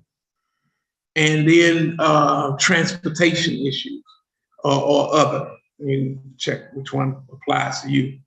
On a scale of 1 to 5, how would you rate the worship service? 1 being strongly disliked, 5 being love it. And they give you choices 1, 2, 3, 4, 5. Number 7 says, how do you attend worship service? Virtual, which is online, in person, or both? If you attend virtual worship services, what prevents you from coming in person? That's the answer you got to write in. On a scale to 1 to 5, how likely are you to invite a friend to this church? 1 being strongly unlikely, or 5 being strongly likely to invite. Are the church service times suitable for you? Yes, church service times are suitable for me. No, I wish there were more service time options. No, I wish there were an earlier service. No, I wish there was a later service. Yes, but I wish the service was longer. Check that one if you would. Yeah, right. And then yes, but I wish the services were short. Do you have any comments, suggestions to add to this church membership survey? And you can write those in. Okay.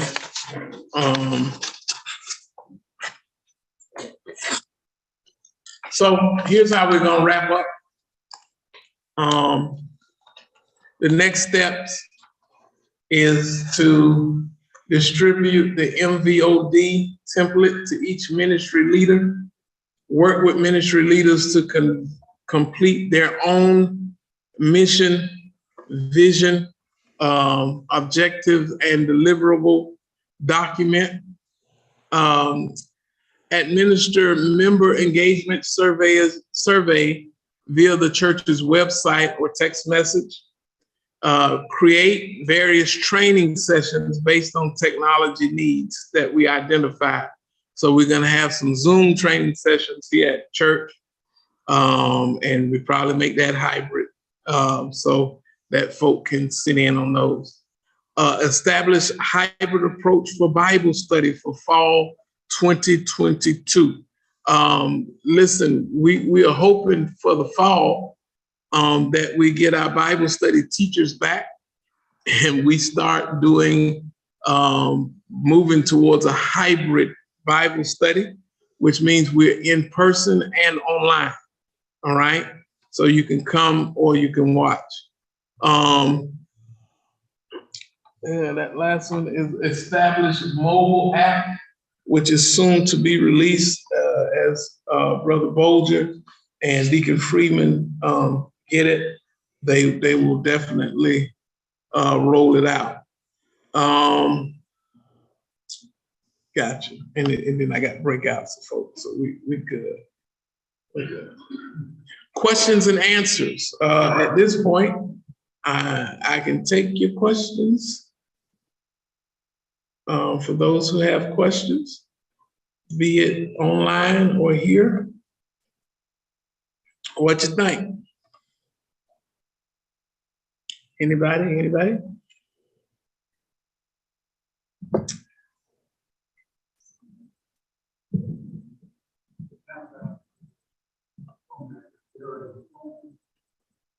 Hold on for the mic. Go ahead, Deacon Wright. Thank you, Pastor. I think this workshop is very important, that we're going through some new phases and stages that we're not used to. And now we got to learn another method of how to reach the lost at every cost. So I really enjoyed this workshop. Bless you, D. Sister Robin. Hello, everyone. I think the workshop was very informative to all of us. things that are now being put in place will help each and every one of us. And now that I am officially a senior citizen, There you I go. will be Right. taking advantage of the courses that are going to be given for us to be more adapt to this virtual age. So I'm looking forward to it. Yes. Deacon Freeman? Oh, I'm sorry. Go ahead, Vic. Okay, Pastor, I enjoyed this workshop. It was very informative. But I'm one of those that I usually go to Apathy.org. Okay. I need you to give me the steps again to do it on YouTube. Okay. To do YouTube, I will give you those steps. Kenny, are you up there? Yeah, can you do that? We'll turn, go ahead. In fact, that's why I was saying a lot of the changes, a lot of changes and features and apps and everything we're adding that we have to utilize in church as well. So on our new members, so they know where to go. Just click over here, if that makes sense. Yes. Yeah, that's what I was going to say. What was the curious? Oh, you all, as we go through this, because we're having to learn to do things differently, right? Because COVID just has put us in a position we've never been in. So as we go through this learning curve and trying to get everyone up to speed with technology, just be patient with us and encourage members to be patient, because sometimes people can be so negative.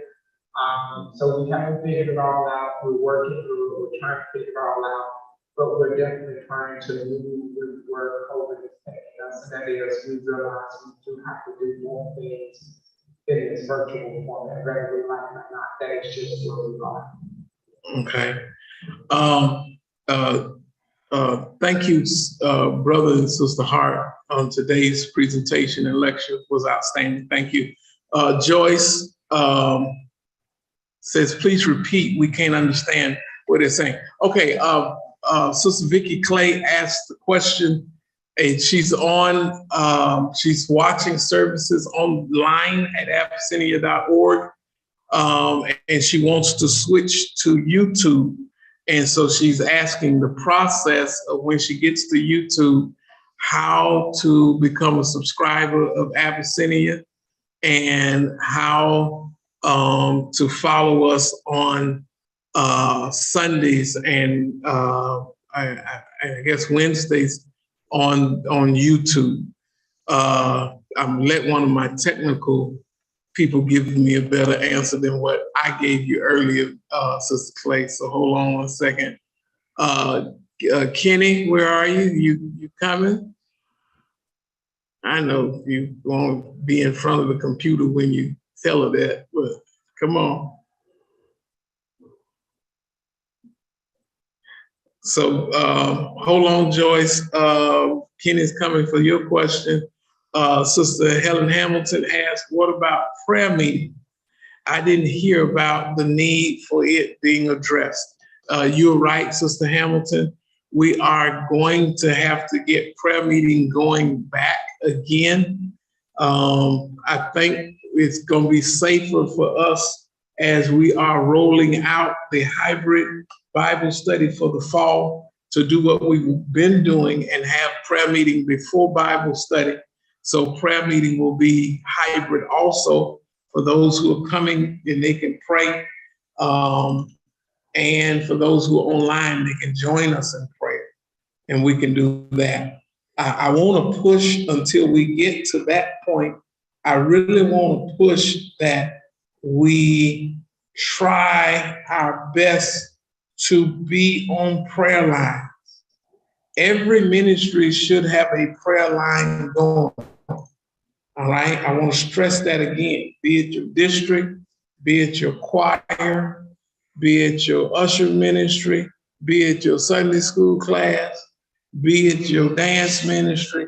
Every ministry should have a prayer line where you all are praying in the morning. just like the ministers are doing. You can do this 5 days a week.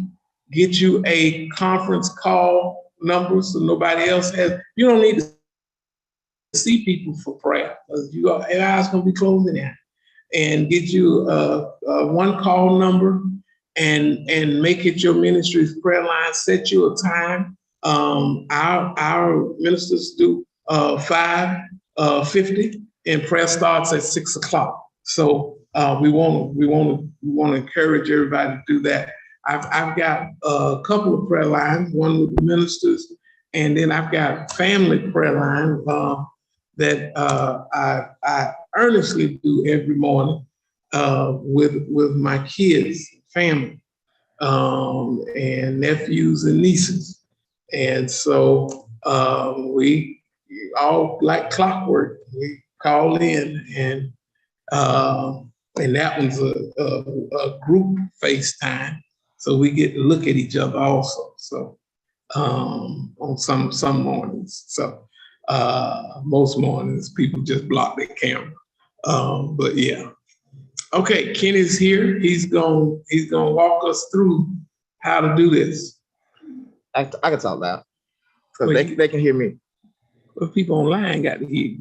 Yeah, they can hear me. The mic right here. Okay, go for it. Okay, so basically, as you know, we're named after Abyssinian Baptist Church in New York. Please don't click on that. Yeah, please don't click on Abyssinian because that's a totally different church. Cathedral, you know that's not us. But my thing is always just type in Abyssinia. If you do it, YouTube is going to try to make you go to Abyssinian. And Abyssinian has an N on the end. Abyssinian, that's the famous church we're named for in New York. We don't have the N. We are Abyssinia. And so your autocorrect on your computer, when you start typing Abyssinia, it's going to type in Abyssinia. Backspace, take that N out of it and leave Abyssinia Baptist Church, Jacksonville, Florida, and that's going to pull us up. Yeah, because that's, even if y'all was watching me when I was typing just then, I was typing Jacksonville, Florida, it still said Abyssinian, and there's no Abyssinian Baptist Church in Jacksonville, Florida. But like Pastor said, just type in Abyssinia.com, Abyssinia Baptist Church, Jacksonville, Florida, and hit the search button. Our logo, y'all know our logo, purple and black with the Abyssinia. That will come up when you come on YouTube. This red button right here is your subscribe, what Pastor was referring to. So you log in, make sure you're logged in on YouTube. I'm not signed in right now, but this is how, when you log into YouTube with your own ID and password, it'll save this. Once you click subscribe, of course, now it's asking to log in. But once you click subscribe, then Abyssinia will now be one of your favorites. And I had it on the churchman. But when you come in here, over here on the left-hand side, you'll see where it says subscriptions. These are going to be what you're already subscribed to. And you'll see, like this says live right here. This is literally our leadership workshop is on YouTube right now. So that lets you know that it's live, it's right now. Whereas then you'll have the previous one, you see the prophet face right there, Prophet Freeman from Wednesday night. Yeah, he's praying right there. I pray to God he's praying. But it just gives you a list of everything, all of our previous services, Sundays. It even also provides some of the funeral services. So anything that's been recorded that we record will be on here, and you can always go back and share that particular service with one of your friends or somebody. So that's pretty much in a nutshell how you say Abyssinia Baptist Church as a subscription on YouTube. Thank you, Kenny. You waiting on me to, I haven't even got to that page. I just agree. Right. So, and watch this. Things are done by trial and error, and you can't be afraid to mess up. That's how we learn. You got to do that. And how do I know Abyssinian comes up? That's because I clicked on that. I say, this is not me. This is not our church. So yeah, I discovered that. So we see that. Any other questions? Any other questions? Comments? Concerns?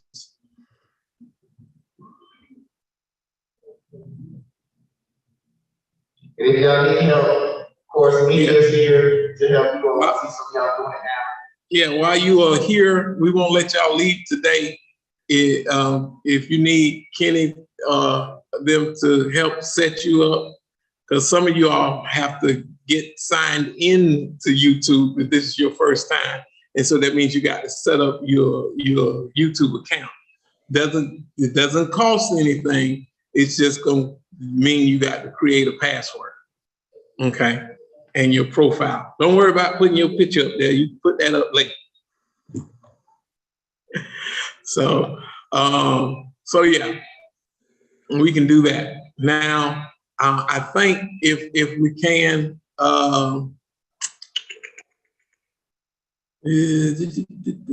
if you got time, and I don't know if I'm finna inundate David them with too many requests, but if you're here on Sunday and you say, hey, here's my phone, help me to become set up on YouTube, I will have David and Kenny them, and I'll see if I can get Kevin and everybody working to help. Just hand them your device and they can help get you set up after church. Okay?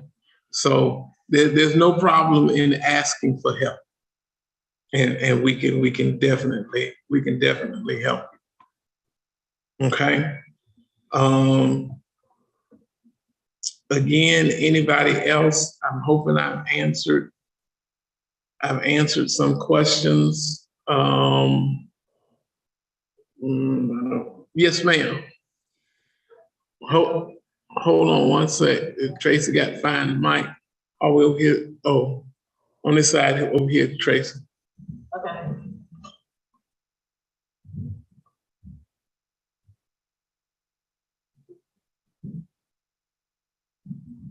Yes, sir, Pastor. I don't receive anything that's going on at the church.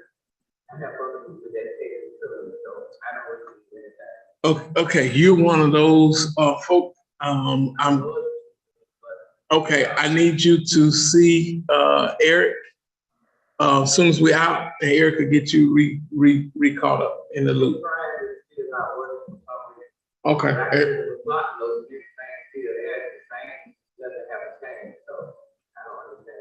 Okay, you're not by yourself. Let me say that. Matter of fact, my mom has quite a few folk who call her, and she was literally registering them for church, literally helping them to get in Sunday school. So we know it's something where folk aren't getting it. And what we need to do is probably back you out and put you back in and try it. So do see Eric after this, okay? Yeah, because that has happened. You're not the only one. So don't feel like, oh, no, you're not. Yeah, you're not the only one. So yes. And Sister Davis has a question, Tracy. I do conference call for Sunday school. Will I be required to change? You do conference call for Sunday school. Right now, your class is geared for seniors. The one call. We made your class simple. Okay? Right now, I'm not putting you all on video. You all are good. Okay? So y'all are good. Again, if you just want to be a part of our senior class with Sister Evelyn Davis, there's a one call number. Paul, how we get the number? I'm sorry. Yeah, but Kim sent it out for me. There you go, Kim, we working Kim.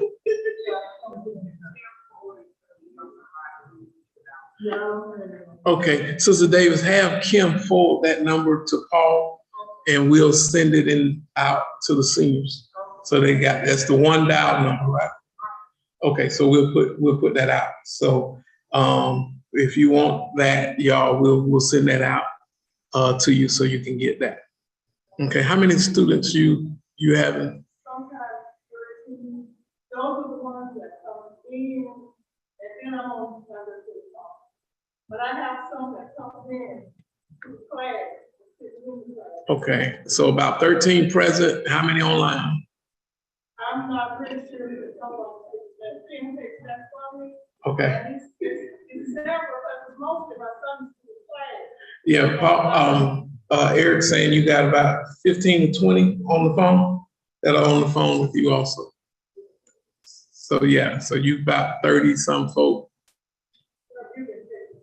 Gotcha. Yeah. And it's understood that these classes that we're starting are going to be large, as we only have, 6 right now in General Assembly.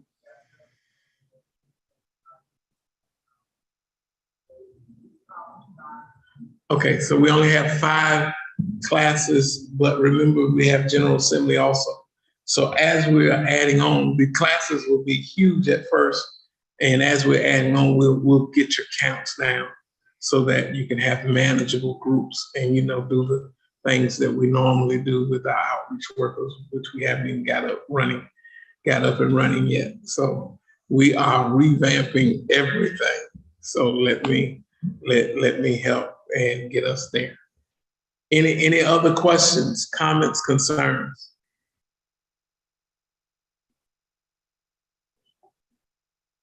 Okay, anybody online with a comment or concern? If you would click your little chat button, you can get in. Okay. All right. I think we good.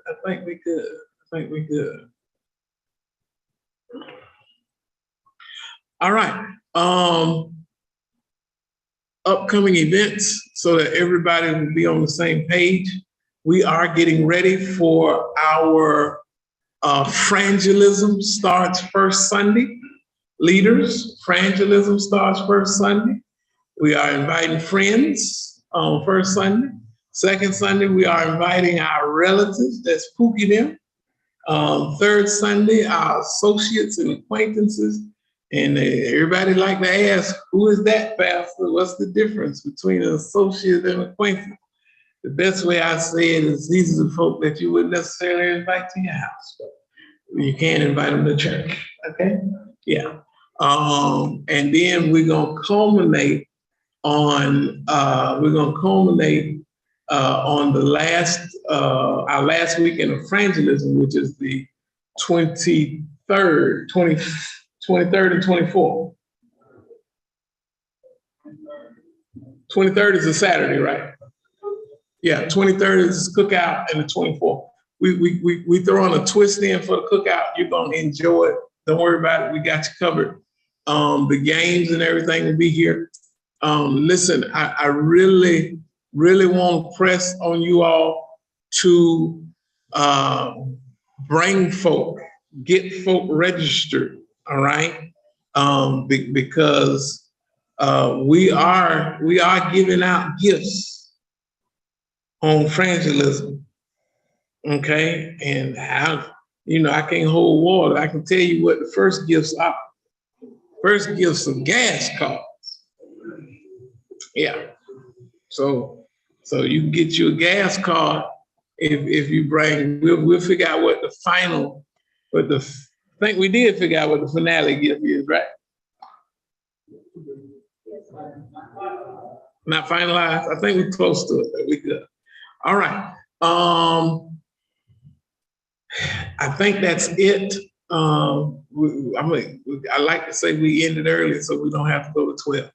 Okay. If there are no more questions, all hearts and minds are good. We'll make sure we see everybody on tomorrow. Tomorrow is the 4th Sunday in June. Yeah, if you come to church, you don't have to worry about getting sunburned at the beach early in the morning. If you come to church, you get there a good time. We get to the beach. All right. All right. Benediction and closing prayer. God our Father, we thank you for this day. We thank you for your goodness and your grace towards us, Father God. We pray, God, that you would help us to be fishers of men in a new season. We pray for ministries, Father God, that you would bring online and help us to reach folk we've never reached before. Help us to do things we've never done before.